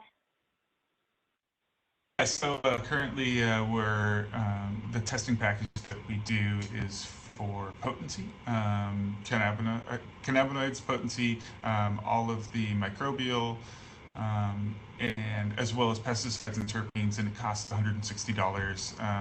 But we do get a bulk discount because we do so many tests, but that's the retail cost. Great, thank you. Danielle. We do everything plus terpenes and pesticides per lot, and I think we pay between it comes out to be about 120 bucks. All right. Thanks, Danielle. Charlene. So right now I'm doing the THC testing, the microbial, all the 502 required stuff, and that's without the terps because it does cost more, and that is $125 for the flower test. Okay, thank you. And then Melissa. Yeah, so we're doing the required 502 testing plus terpenes, which I think comes around to be about $115 a test. And then individual pesticide testing is about $125. Okay. All right, thank you, panel. All right, Casey, next question.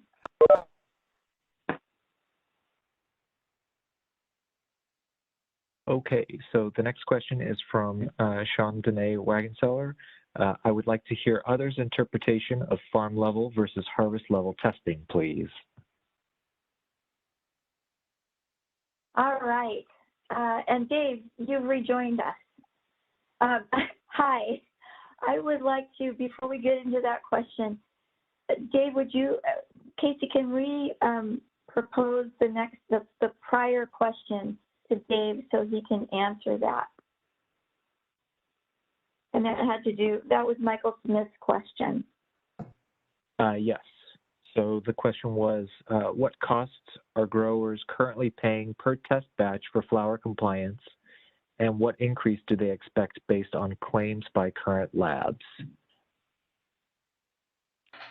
First of all, sorry about my technical difficulties. And then secondly, I don't know that I can speak to that as a processor only. I don't really have a sense of those costs for a producer.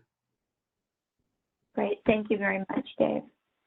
All right, so now we'll go back to Sean Danae's question, and thanks very much, Sean, for your patience in letting us get here. So go ahead, Casey. Yes. So again, Sean Danae Wagenseller asked, I would like to hear others' interpretation of farm level versus harvest level testing, please. And was there any follow-up from Sean? Let me find her and unmute. Give me a moment. Okay. And actually, Sean, you should be unmuted at this point. All right, can you? We can hear Are we you. here? Oh, okay, great. You know, that's basically the question. The question was asked earlier, and we heard from one of the panelists. But I'd like to hear from all the panelists in the community as to the difference between what would be considered farm level testing for pesticides and heavy metals or harvest level testing for pesticides and heavy metals. So, your guys' interpretation. Great question. Thank you. I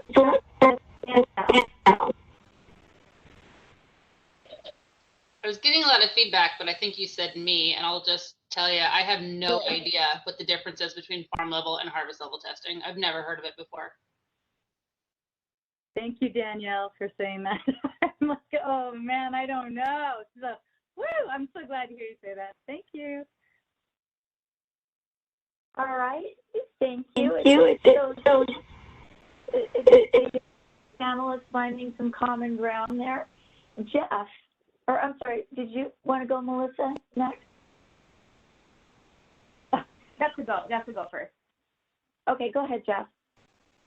Yeah, so you know, when I think of farm level and harvest level, those are two kind of unique things. They both happen at the farm, so they're both testing that happens on the farm. But farm level testing for pesticides and heavy metals, to me, means that somebody would come in and do a third-party test, you know, on the farm. So they would go around and take samples of whatever they desired, whatever they thought was supposed to be tested, and would submit that. And then that would give the farm a clean bill of health as far as pesticide.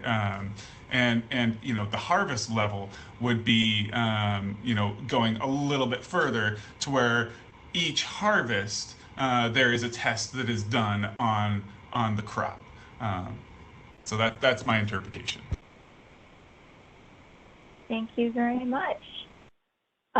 Melissa, any follow-up? Yeah, I think I agree with what Jeff just said, and I think I guess this is also because I was the person who answered it before, and I don't think I answered it very well. And I guess to me, my interpretation of farm level is again at the farm, but at a specific point in time. So like Jeff said, they come in, you know, and they take random samples off of various out of various growing areas, and so versus like harvest level for us would be, you know, our greenhouse. If we do light depth in our greenhouse, if we do full term in our greenhouse, if we do light depth outdoor, and if we do full term outdoor. All right, thank you very much. Dave, anything you'd like to offer? No, I don't really have anything to add to those other comments. I agree that you know, proper farm level testing would involve a third party coming in and randomly sampling from anywhere on the farm that they wanted to, and large sample selections that could then be homogenized into single tests in order to figure out whether or not further testing needed to be done, further investigation at that farm. In other words, if say the sample collector came in and pulled, you know, 10 or 15 samples from all over the farm, then the lab could homogenize all of those, hopefully do a benchtop extraction so that they're actually testing oil rather than the flower itself. And then if anything came up, flag that farm for further investigation. Got it. Thank you. Thank you very much, Dave. Anything further on that? I'm seeing thumbs up. Thumbs up. I think it's great that I think it's great that Sean brought that up, because it really could be a bill of health on the farm and eliminate a lot of testing, right? If the goal is to make sure we have clean product going to market, then a farm test makes sense. You know what the climate is that the product's been grown in. It would also, again, alleviate a lot of costs for farmers like myself, or even larger farmers. And that is something that would be immensely supportive to us as the working relationship with you guys at the LCB. So that's a really good point, Sean. Thank you for bringing that up. Great, thanks. So, Casey, next question.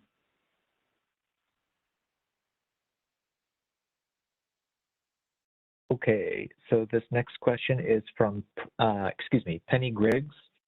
Have others here had flour, other material tested for pesticides with pesticides, with a clean or pass test result, and then had trace pesticides show after extraction?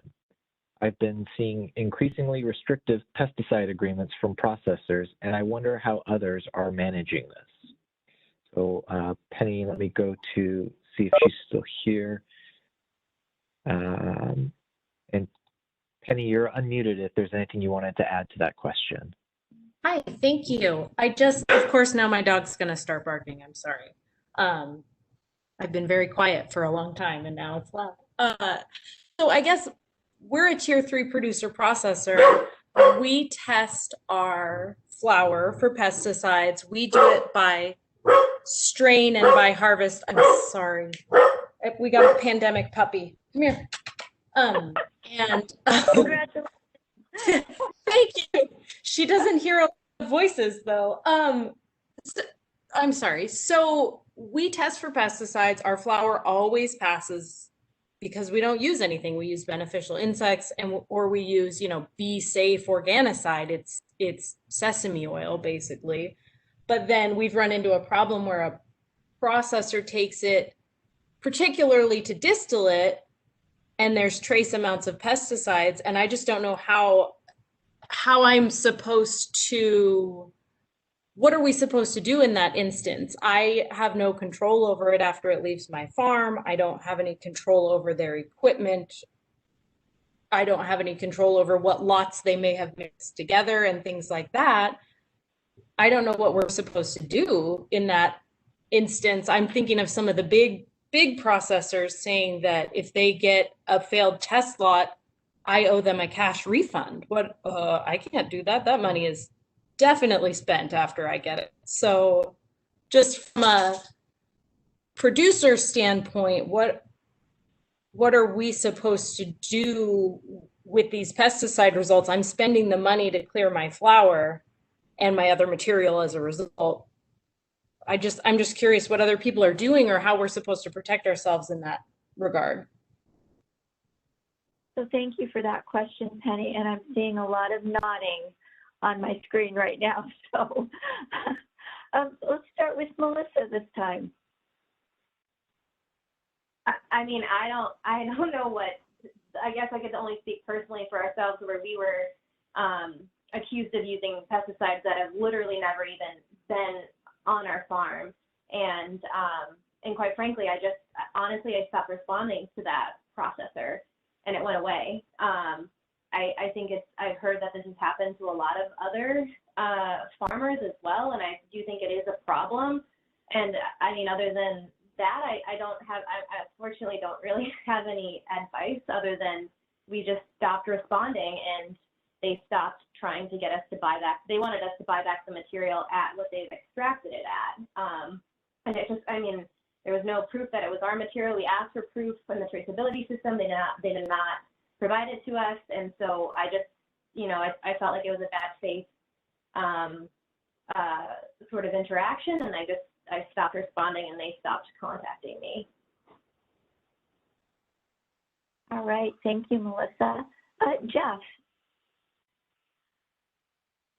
we don't use pesticides except for organic pesticides, neem and potassium bicarbonate at our farm. And when we send out to a third party for testing or for making into distillate, occasionally we will have pyrethrins and PBO pesticide contamination in the end product, and we know that it didn't come from our farm. I extract our farm's material all the time here, and know that it didn't come from our farm. But there's really nothing that you can do about it. I feel that the contamination is most likely coming from the processors not cleaning their equipment or not having the ability to clean their equipment 100%. And if they're working on material that does have pesticides in it, it's going to spread throughout their operation and contaminate products that test high pesticides. And so the answer for us is that when we have a lot that comes back contaminated with pesticides after distillation, we have the processor that's doing that distillation test for pesticides. And when we have one come back hot, we say, okay, well, please buy this from us because we don't want to have this pesticide-laden product because we don't want to put that out under our name. But it really looks like our farm was the one that produced a product with pesticides. So it's really kind of a hard situation. There's a lot of pesticides in this world, and I think that the best thing that we can do is just be honest and say, hey, this is what we've used. We don't feel that we should have to take back this oil that is contaminated with pesticides. Thank you very much. Yeah. Dave. Okay, so I have a lot to say about this. So there are many, many, many cases where a farm is using products in accordance with recommendations and allowable pesticides used as recommended. Passing could even be non-detect in their flower, and then after extraction, the concentrates fail, or even if they don't fail, it still shows up. And many, many, many, many, many times, I've had situations where my producers are just pulling their hair out. They have no idea how this could have happened or where it could have come from. And it is true that cross-contaminations can happen in the lab. And we've had to develop an extremely robust system within the shop itself. Every step of the process, keeping track of what's being ran in what order and everything, so that if we ever have the situation come up, we're able to look back and, we can almost always tell if there's any chance that it was our fault. Another situation that is not uncommon is false positives from the labs. I can't tell you how many times it has happened where I've gotten a fail and been able to prove to the lab that, they were wrong. And, and I'm not trying to say that any labs are acting in bad faith. It's just the level of the science where we're at. And so it's just there's a lot of different levels to issue. And as a producer, absolutely the best thing you can do is operate in good faith at your farm and then test ahead of time. But the problem still remains that you can test the flower and be non-detect and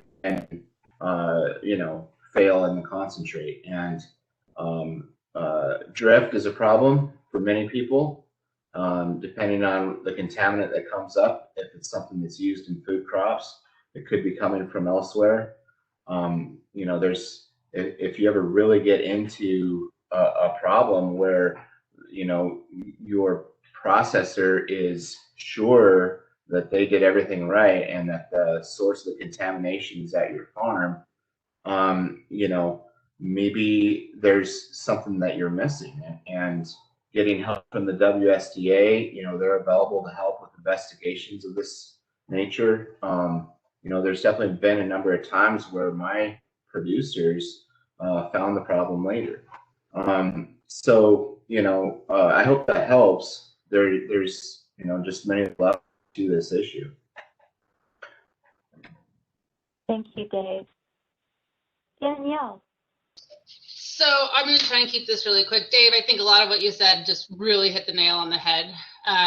You know, anybody who has brought clones in, whether it was on the medical market or in this market, knows that bringing in anything from another farm is risky, period. And I think that this has nothing to do with the state and their requirements for QA testing. I think that this is a business practice issue, and it's about creating good relationships with people and other businesses. That doesn't mean that there's not going to be mistakes that happen along the way, but if you create good business practices, if you have good policies and procedures, then you already have a well laid out plan for what happens if something fails. So we used a processor at one point in time. The first couple times we did it, we tested product and at the labs, we pesticide tested at the labs. We put that product into a fire safe container and sent it with them so that when they had it tested, if it came back negative, they had our original product to make sure we hadn't bait and switched them in any way, shape, or form. We also made sure that we had our own system of butane, right? So we had our own tank that was illegal trailblazing at their facility to make sure that our stuff would not be contaminated with anybody else's stuff. And so it's really just kind of thinking outside the box with your relationships and making sure that those are solid, and that when that's not, and that it's all in writing, and then if that's not met, that you have actions to recourses of what not to do. I'll say that we don't do business with that processor anymore because when there were concerns and issues, they were not interested in working them out. They just wanted a bunch of money from us, and that can turn sour really fast. And now we don't work with anybody. All right, thanks, Danielle. And Charlene.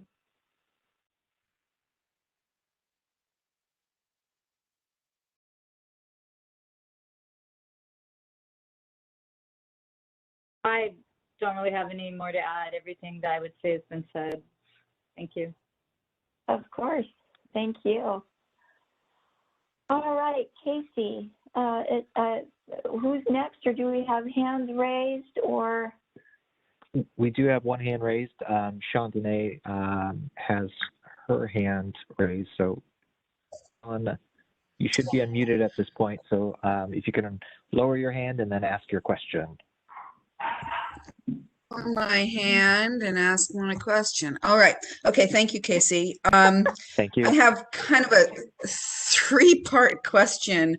I understand that if an oil comes back and shows hot for pesticides over the action level, whether it's a approved pesticide or an unapproved pesticide, that it can be what they call scrubbed, or that pesticide can be cleaned out of that oil and made into distillate. I mean, my understanding of distillate is it's just high. It's pretty much THC scrubbed of anything else, terpenes or anything else. So I'm wondering, is that true? And also, I would like to hear a discussion and viewpoints on the action levels on both allowed and not allowed pesticides. Should they be revised? Thank you. All right, thank you, Sean. And it sounds, I would imagine some of our panelists may need to connect with you one more time, because that was a big question, I think it's fair to say. So let's start with Charlene.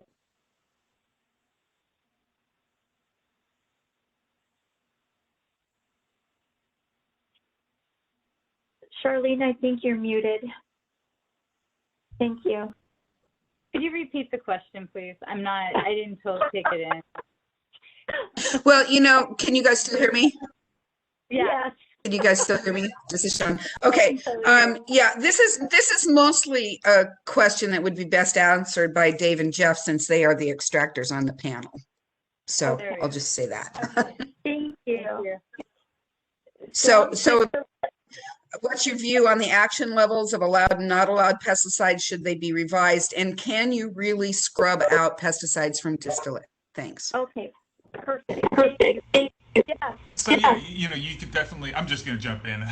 you could definitely remediate pesticides from concentrates. It's definitely something that a lot of people do. There's a lot of cannabinoids out there that are contaminated with pesticides, and so I do believe that should be something that people can do. Although it's not something that I wish to ever really do. I would like to only work with material that has not been compromised with pesticides. But I think that it really breaks down to the safety. Are people using approved methods and approved solvents to do the pesticide remediation? Is this something that's approved by the Liquor Control Board? That should be the first question.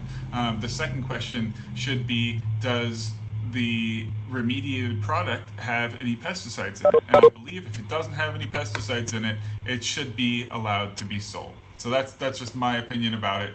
There's a lot of contaminated material in this marketplace, and there should be a business opportunity for somebody that wants to help clean up contaminated products. Thank you very much, Jeff.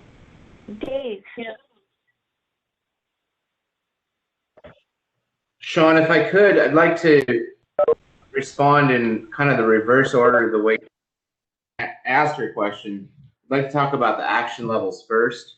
So I absolutely believe that we need to re-examine the action levels for everything on the list. And, we should make a distinction between prohibited pesticides and allowable pesticides. I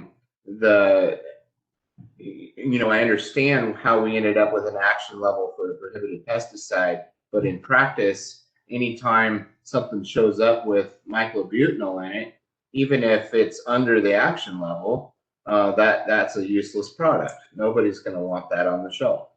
So, first let's make that distinction, and then let's try to figure out how we got to where we're at with the action levels that we have for the allowable usage. So, for example, pyrethrins and pyperonal butoxide are the two biggest problems that we have in this industry. And the action levels on them, from all the investigation that I've been able to do, have no anchor in science whatsoever. They seem very random to me, and I've done quite a bit of research about this because those two analytes have cost me so much money. And I think that while I applaud everyone who is growing absolutely pesticide free, I believe that if we're going to allow a pesticide to be used, that the action levels for it absolutely should be rooted in science. There should be good science behind it. And right now, that's just not the case.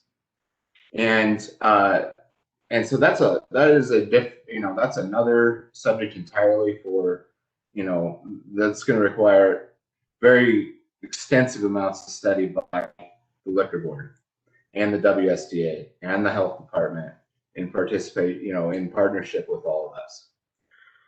So moving on to remediation, absolutely remediation is very possible for a lot of things. And if, in my opinion, they should be allowed.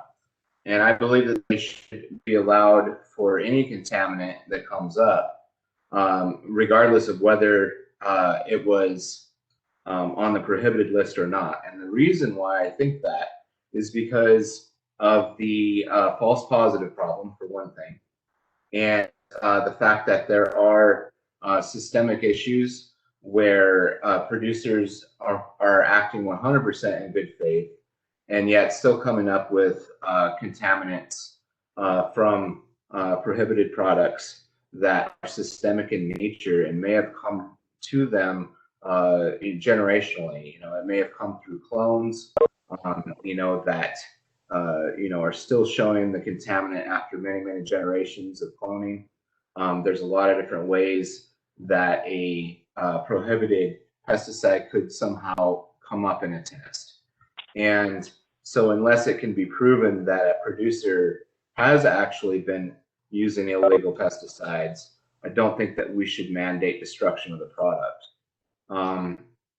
And I do believe that remediation is a good thing to do oh, and yes, indeed, if your product is going to get remediated, it's going to end up as distillate. Did I answer all of your points? I'm seeing some nods. Dave, can we jump over to Danielle? Okay, Danielle, please. So I'm going to offer a probably less, people probably are not going to like my opinion on this, and I'm okay with that because I'm here representing myself and our company, not anybody more than that. I think that, you know, we have the action limits we have, it's my understanding, because of an absence of data. We don't have data on cannabis because it's a Schedule I narcotic, and we have not been able to do research on it. And therefore, it's my understanding the state agencies took an incredibly conservative approach when deciding what the pesticide action limit should be. Now, from a consumer safety, from a patient safety, from an employee safety, from an environment safety standpoint, I think it's in the best interest that we have a really conservative action limits. I hear you that not everybody grows pesticide free, but why not? Maybe we have maybe we have an opportunity to create a better standard and a better industry than big ag has and big tobacco. Now, are we going to get screwed national legalization? Maybe, but I don't know if it warrants changing the action limits at this point in time.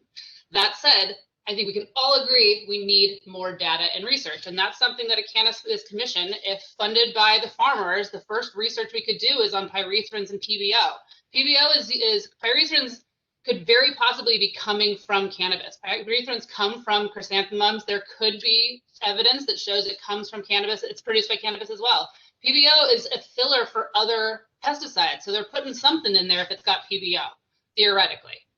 So I just think that it comes back to, until we have more data and until that data is funded, whether it's by the farmers or somebody, but somebody's got to do it, I would prefer to be on a more conservative standpoint for the environment, for our consumers, for our patients, and for our employees. Great, thank you, Danielle. Amongst the panel, do you have any questions for each other on this particular question? Because I'm seeing, I know we're getting late in the day, but that seems to be a pretty engaging question for all of you, and I saw lots of nodding. Any other feedback you wish to offer each other on that, or questions? Go ahead, Charlene. I want to reiterate that what Dave brought up was such a great point about really differentiating between pesticides that are approved but have been overused, and there's flat out pesticides that are illegal and come up in tests. And I think the two should be treated differently, because one is an action of error, one is a deliberate deception. So I think there definitely needs to be more clear guidelines around what can be remediated. I can't say it. Hold on, my kids. And what shouldn't be. Yeah. And what should not be. So I just wanted to add that. Thank you. Go ahead, Jeff. Did you want to add something, Jeff?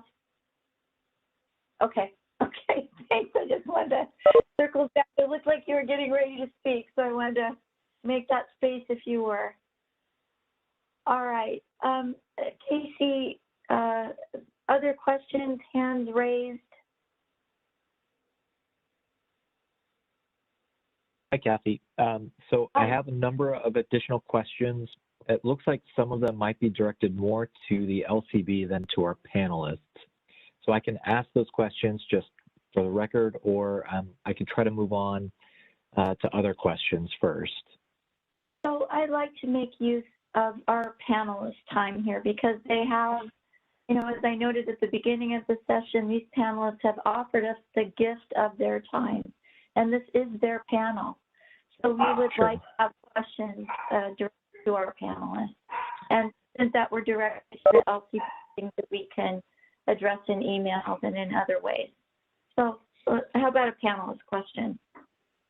So I'll skip a few questions, and apologies on that. So the question here is from Craig Webb. Is there a difference in testing requirements for indoor growers versus outdoor growers? And maybe our folks on the panel, if they can kind of address some of the, this is my add-on to the question. I want to be clear on that. Maybe our panelists can address some of the challenges that they face in their indoor versus their outdoor grows, or challenges, or even instances where it's easier for one or the other. So maybe start with that for now. Thank you very much, Casey. And I'm keeping my eye on the clock here, so it's 4:20. We do want to end on time. So this will be the last question of the day. And let's start with Charlene.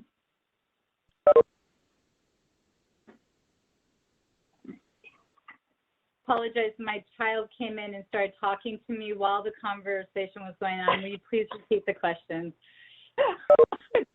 It's my kid. He's like, "Can I want to buy a video game, Mom? I want to," and I'm like, "Stop! I'm in a meeting." Didn't register.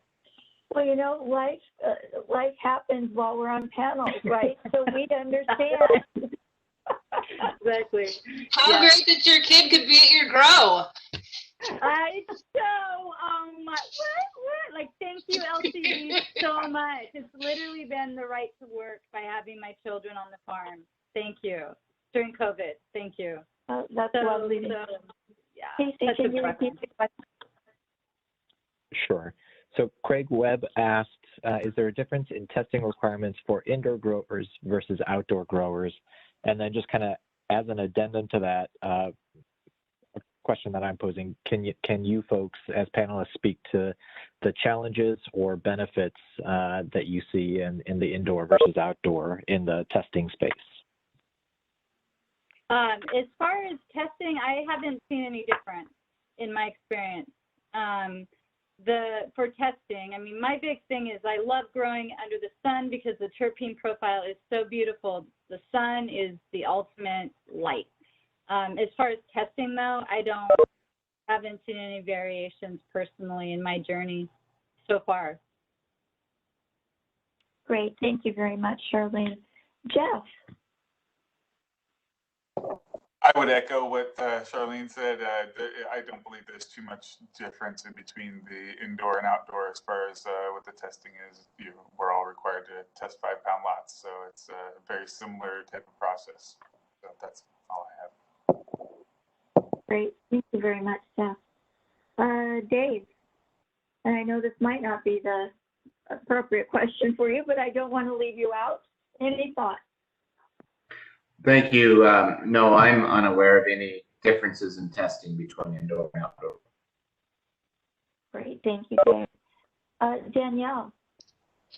We don't do, I can't tell you about that, but I can tell you we switched to 100% organic nutrients, and the terpene profile knocks the socks off of our previous nutrient regime. So. Great, thank you. Melissa.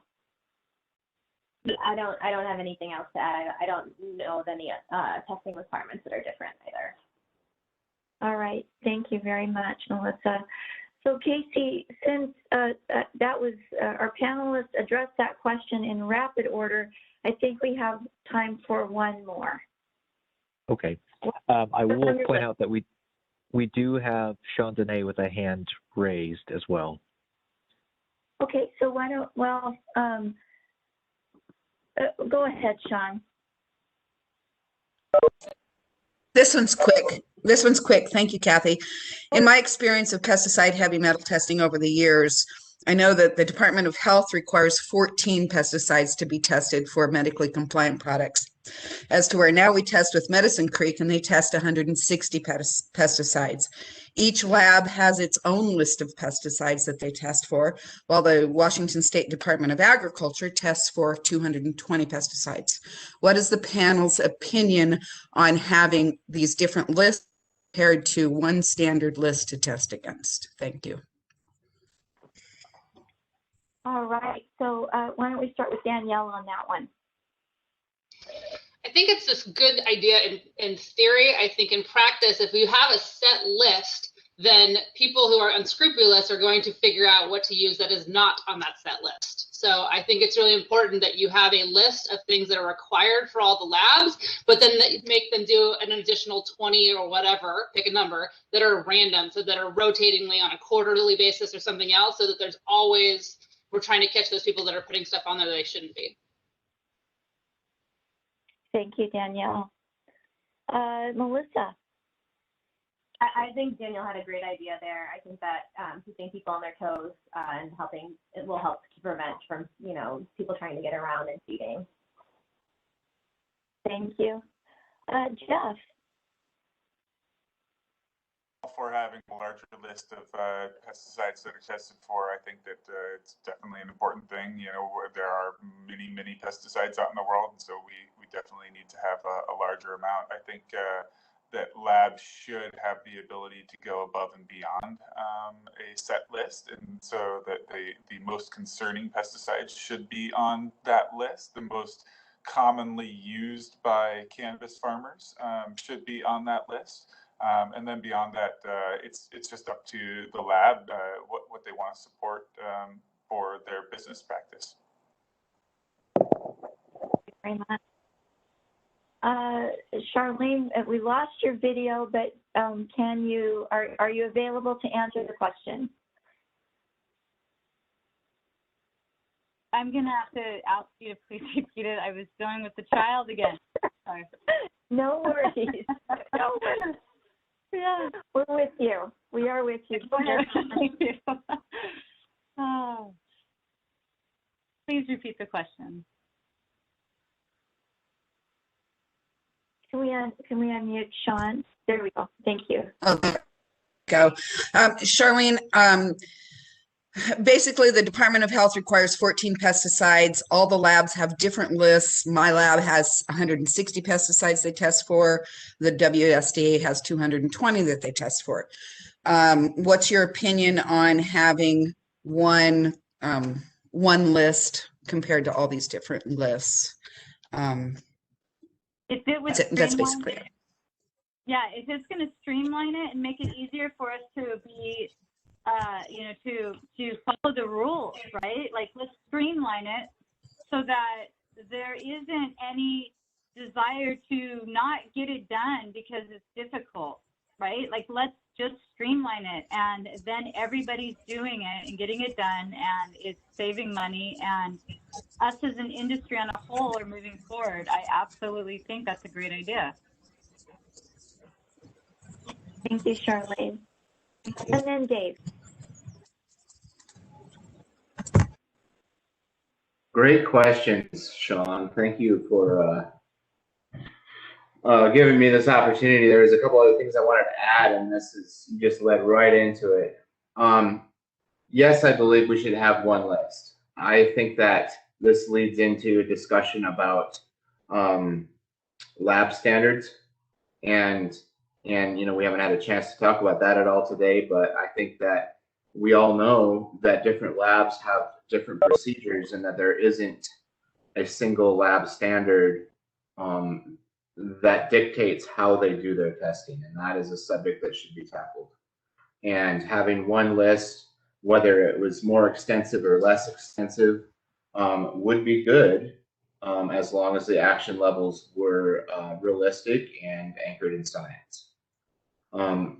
I also just want to bring up that there are some things that aren't typically thought of as pesticides necessarily, that the labs aren't able to test for currently, that are being used as pesticides in cannabis.